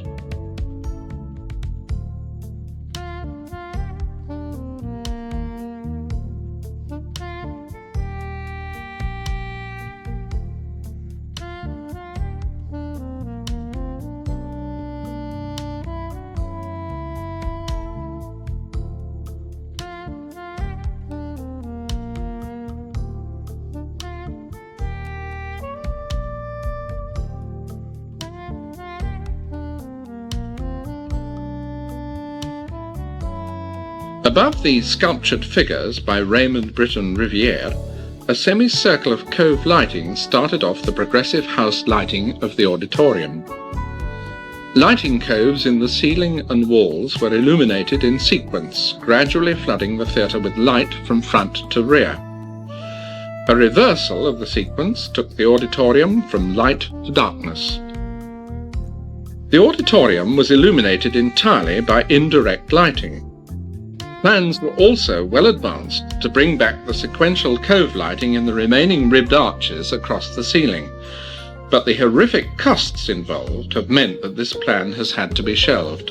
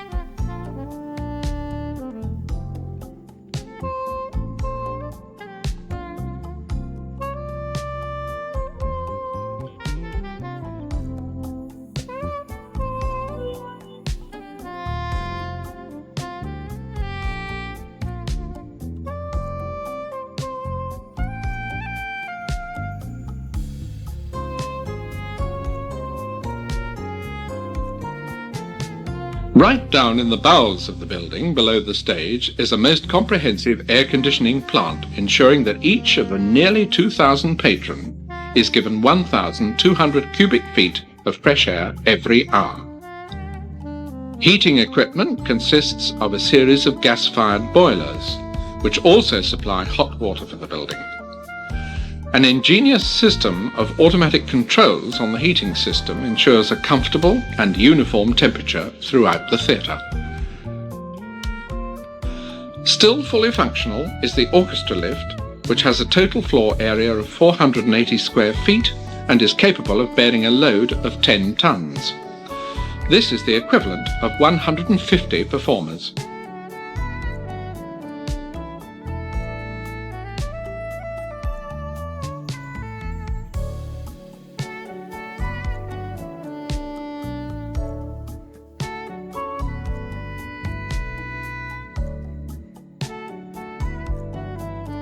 In the centre of the orchestra pit, there is an electrically operated section which slides open.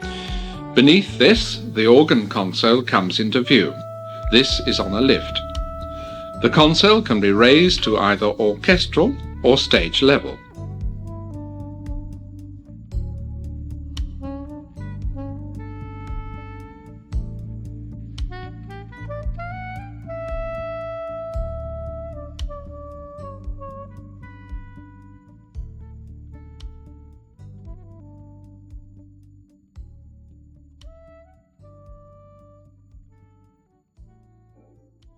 The Compton's illuminated console had been specially designed for the theatre. It complemented the fibrous plaster of the auditorium and also the Rivière motifs that prior to 1967 were on the side walls. The organ chambers are situated below the stage.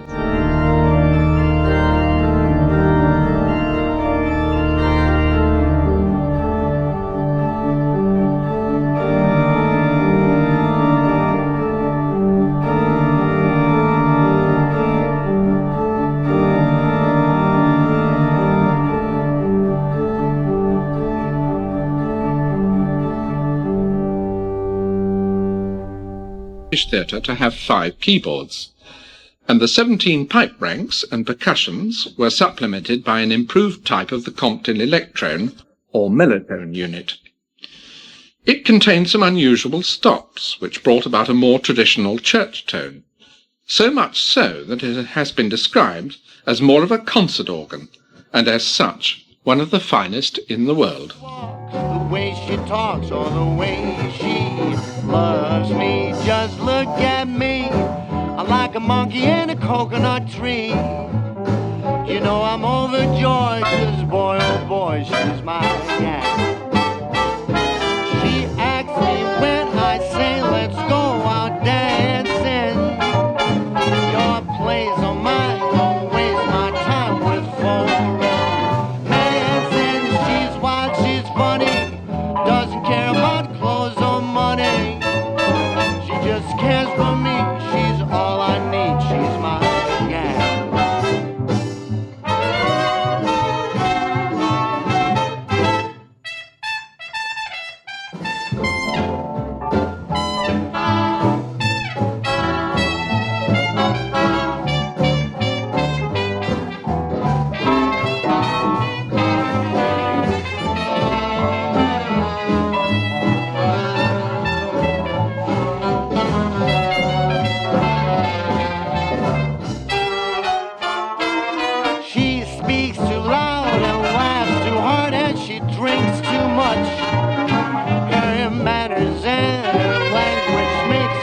There have in the past been many schemes to subdivide the auditorium, but there are no longer any today. Instead, the passageway to the right of the Odeon has been converted into cinemas. To retain their separate identity, the Odeon Leicester Square and the adjoining new Odeon Mezzanine each have their own entrance.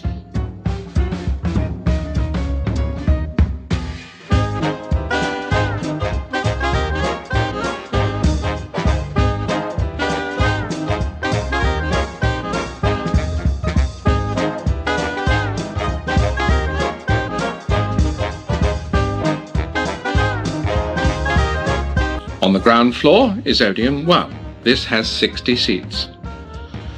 A very ingenious scheme to utilise all the limited available space has created 5 auditoria. The new Odeon was designed by Glyn Mellor of Northern Building Design Associates, Poynton in Cheshire.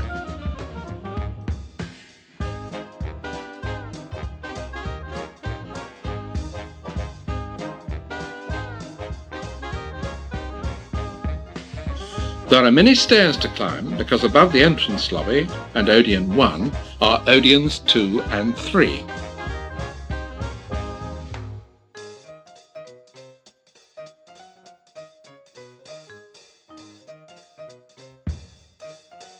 Odeon 2 is the smallest auditorium. It seats just 50.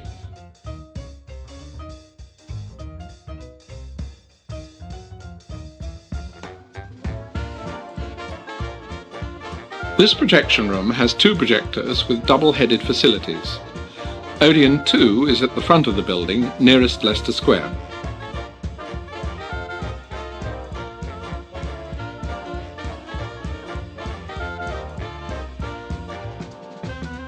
All theatres have Cinemecania projectors and a Christie long-playing film plate system.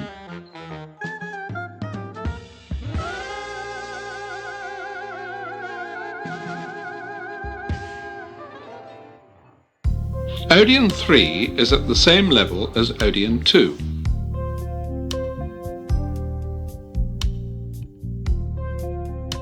Odeon 3, like Odeon 1, seats 60.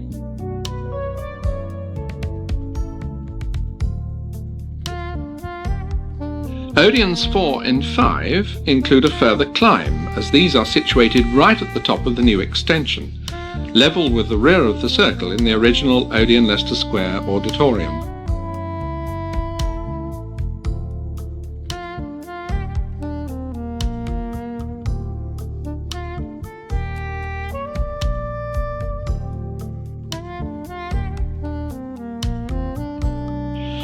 Fitting the screen and adjusting the masking were one of the last jobs to be completed before the new Odeons were ready to open to the public, and the projectors in Odeons 4 and 5 can be linked together so that the same print can be screened in both theatres.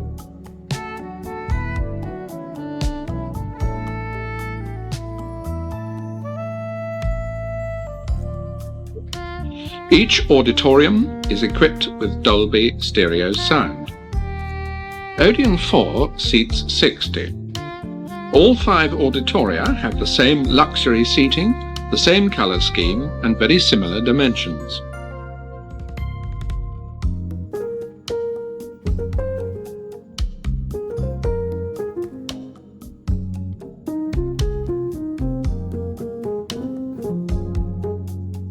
Odeon 5 is at the same level and also seats 60.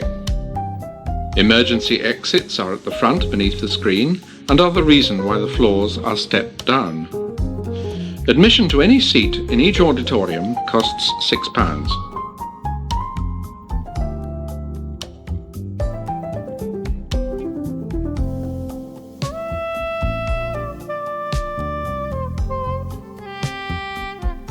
In Odeon 2, the emergency exit is in the centre, but in the others, like this one, it is to one side.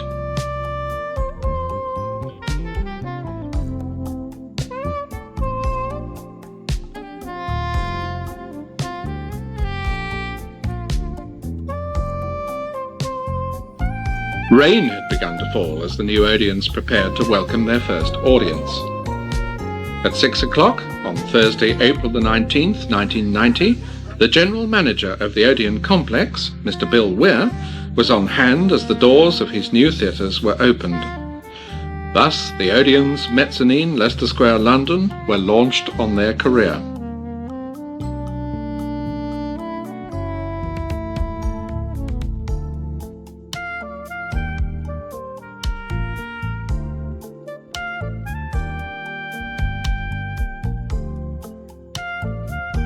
LBC, the London independent news radio station, sponsored the opening night's programmes, and Odeon Cinema's former West End Theatre controller, Roger Bennett, talks with LBC's Jill Powder and manager Bill Weir before going into the auditorium.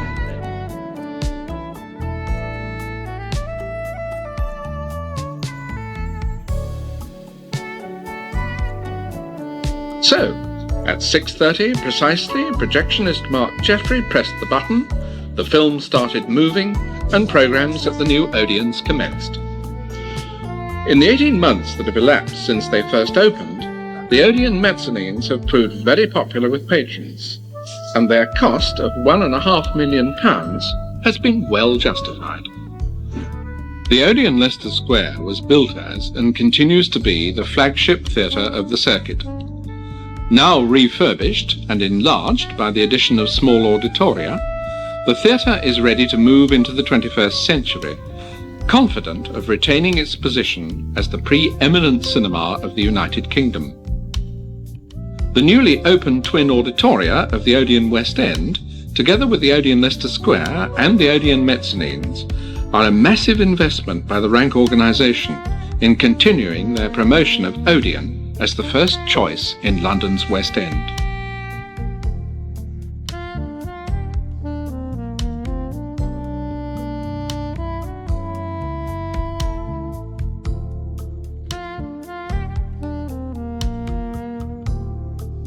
In Shaftesbury Avenue, the present Curzon West End opened as the Columbia in February 1959.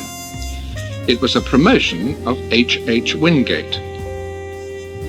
H.H. Wingate leased this new cinema, which is in the basement of Wingate House, and which he had planned to operate as a sister cinema to his Curzon Mayfair, to Columbia Pictures. It was the first cinema Columbia had ever operated anywhere in the world. The Columbia originally seated 734 on one floor. After becoming a classic, then a canon, and later the premiere, it is now back to its rightful owners and called the Curzon.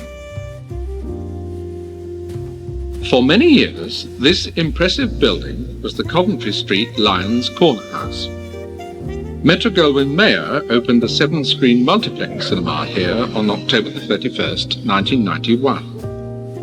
Each Lions Corner House was a collection of restaurants at varying prices within one building.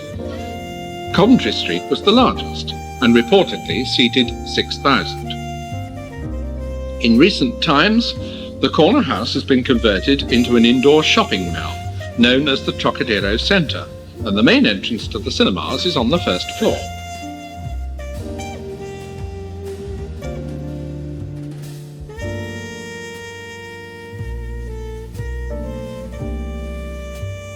There is a secondary entrance to the cinemas at street level, and this is connected to the main foyer by an escalator.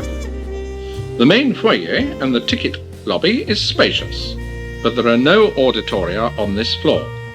Instead, the two largest theatres are reached by another escalator ride up to the floor above. The auditoria are comfortably furnished and decorated in the current Canon multiplex style. Red pleated fabric covers the walls, and this is lit by indirect strip lighting, contained in a dado that surrounds the auditorium. Each auditorium is identical in style, proportion, and decoration. The 7 auditoria differ only in dimension and seating capacity.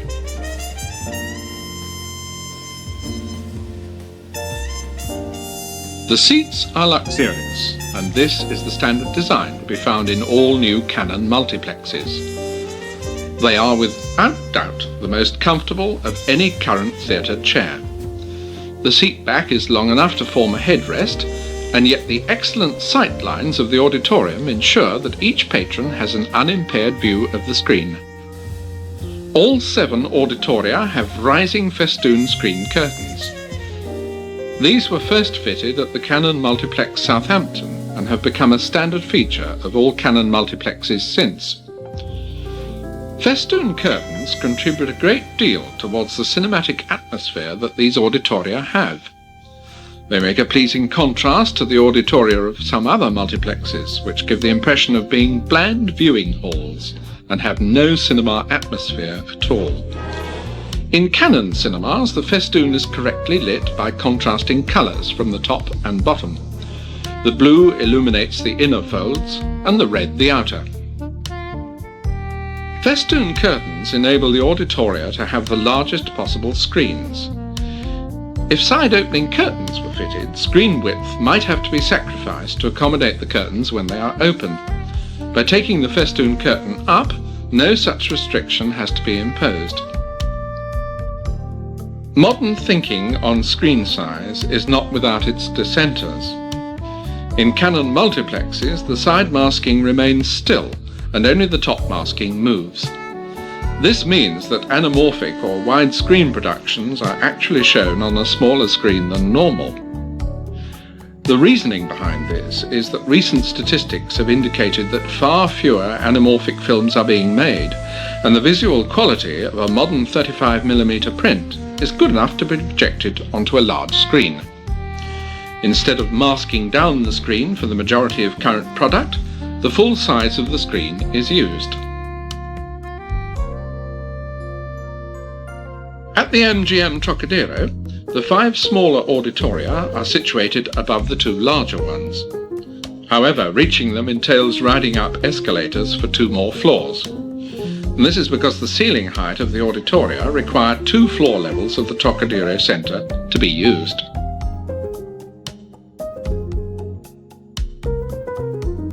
As we come towards the end of this film, we take a glance backwards to a London theatre, the Shaftesbury, that narrowly escaped being reduced to dust and its site redeveloped. Architect Bertie Crewe designed this theatre in 1911. The interior is richly decorated in a florid manner with robust plasterwork that produces a splendidly theatrical atmosphere. The Shaftesbury seems to have been dogged by misfortune in recent years and has not been a very successful theatre. Perhaps this is because it is so far up Shaftesbury Avenue that it's rather off-centre of the West End theatrical map. There is no tube station immediately adjacent to it, and many bus routes seem to conspire to avoid passing its door.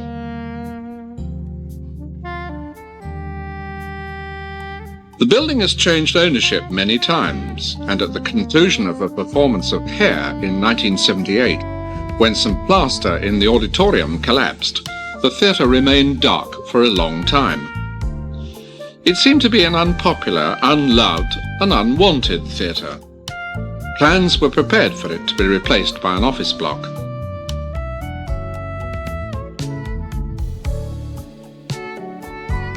As is so often the case with the British public, while a building is in use, few people give it a second glance. But let there be a whisper of redevelopment, and whoosh, a whole army of supporters appear from nowhere to come to its aid.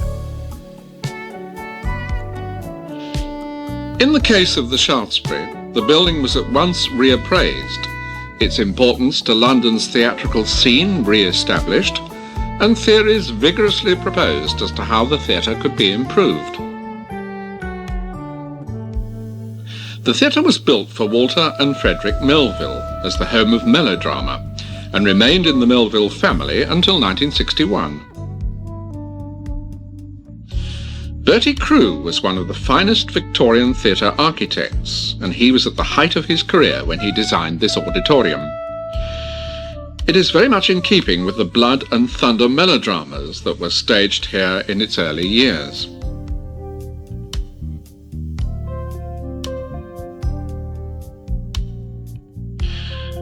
The 4 life-sized groups which surmount the boxes are emblematic of comedy, tragedy, poetry and music.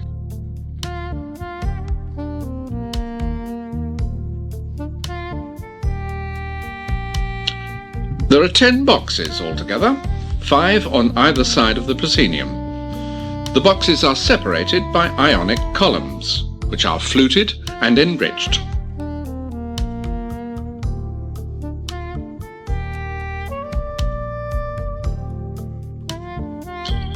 The Shaftesbury has a large auditorium with 2 tiers and seats 1,305.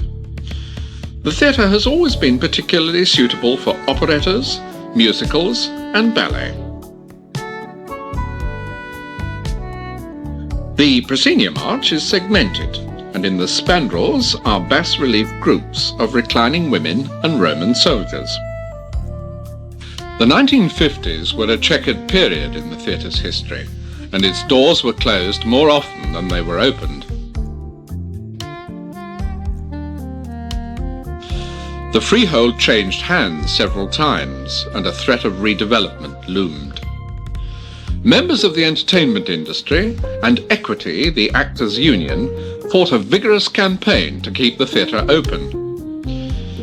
Victory was achieved in March 1974, when the theatre was placed on the statutory list of buildings with special architectural or historic interest by the Department of the Environment.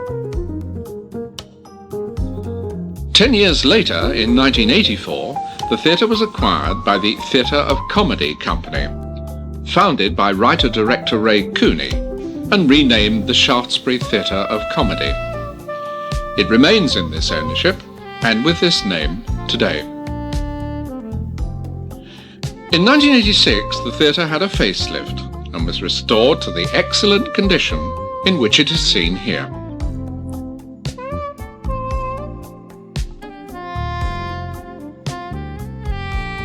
The Warner opened on October the 12th, 1938, and was described as a cinema 20 years ahead of its time. The White Tower contrasted well with its competitor, the imposing Black Tower of the nearby Odeon. Architect Edward Stone, famous for his elaborate and beautiful Paramount Astoria theatres in the London suburbs, was commissioned to design this new cinema. The auditorium was long, the ceiling high, and there was no deep stage.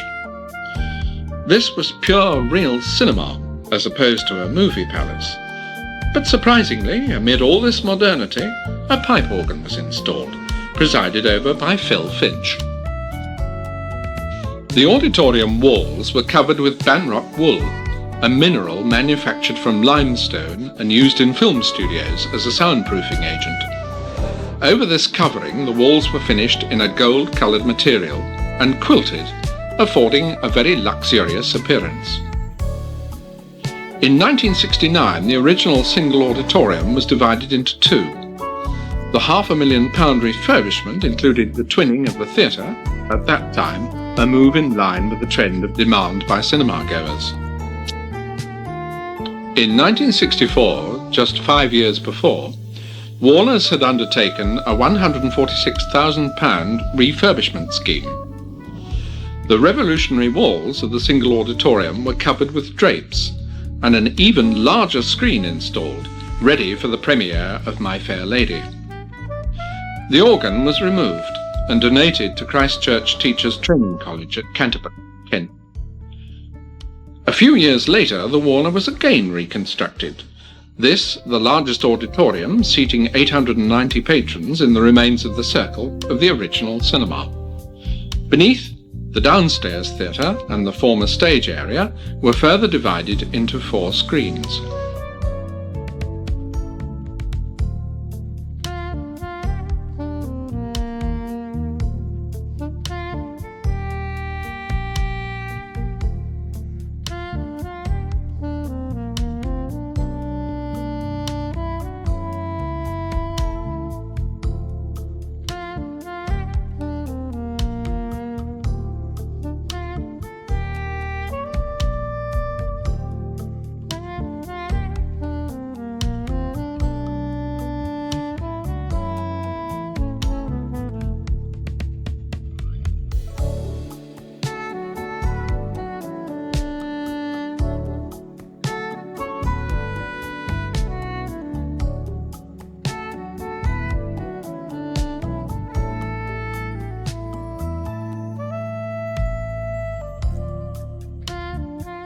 The screen masking has been disconnected here and wound in beyond its limits to make as near an Academy ratio picture as possible.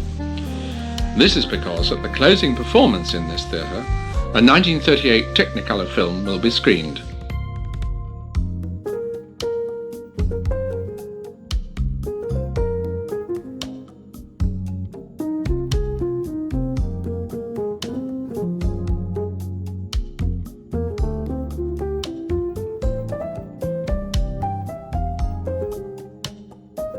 The site of the Warner in Leicester Square was originally occupied by Daly's Theatre, which had been built in 1893 by the American impresario Augustine Daly.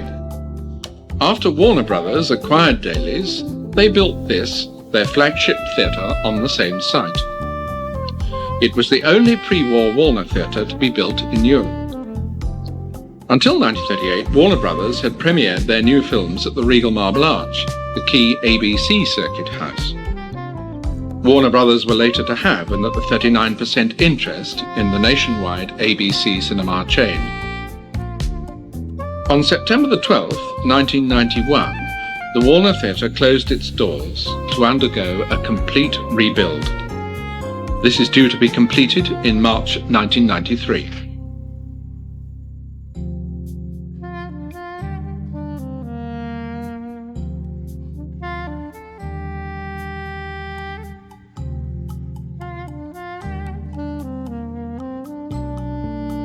The frontage of the theatre will be retained, but there will be some alterations to it. Originally faced with reconstructed marble blocks, which were chemically treated to preserve a warm cream colour, the sculptured plaques are by Bainbridge Copnell. They represent the spirit of sight and sound.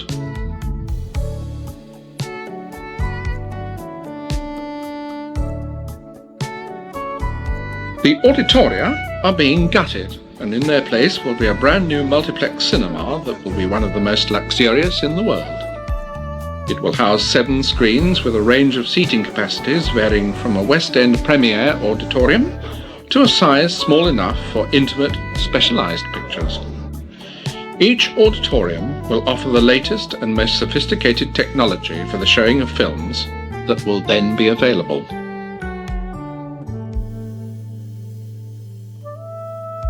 The Duchess of Kent arrived at the Warner during the morning of its final day of operation to symbolically stop the demolition of the auditorium.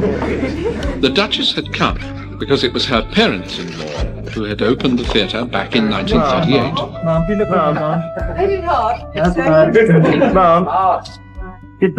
look way, Mum. Oh, well done. Mum.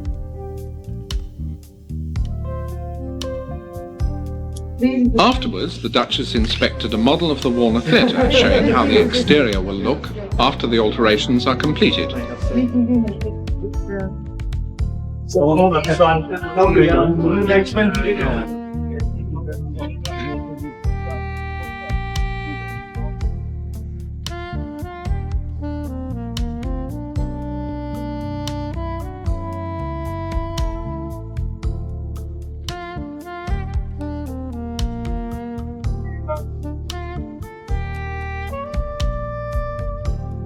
That evening, in front of a specially invited audience, the Warner closed with a performance of the film with which it had opened 53 years before, the Errol Flynn version of Robin Hood.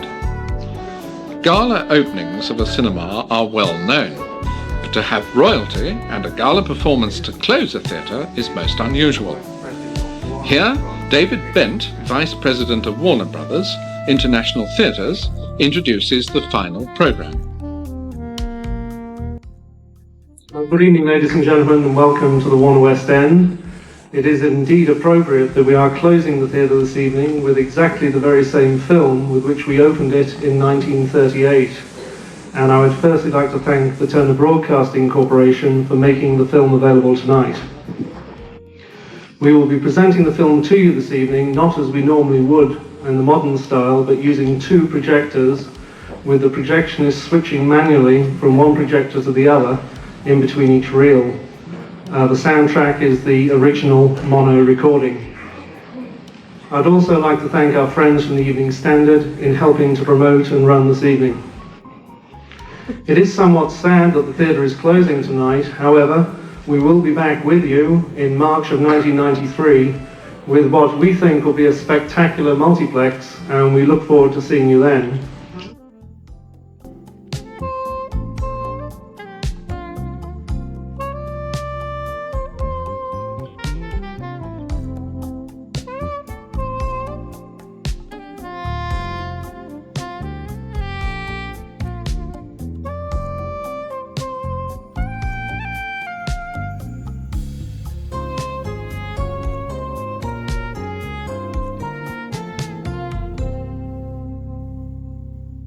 So the curtains close at the Warner for the very last time, and the final audience departs for home.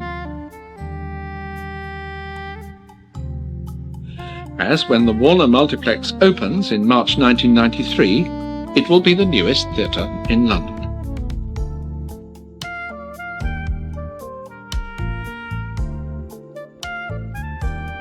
This video has traced the development of some of London's West End cinemas and theatres, from the earliest building still operating as a theatre, up to the plans for the most modern.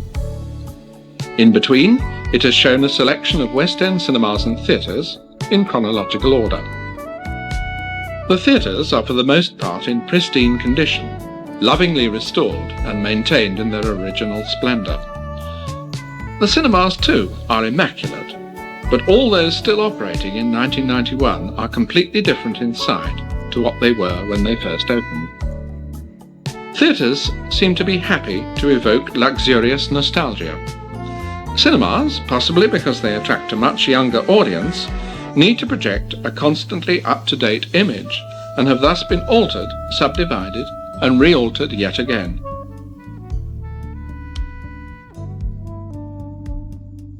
London's West End, the largest concentration of cinemas and theatres anywhere in the world. Long may they all remain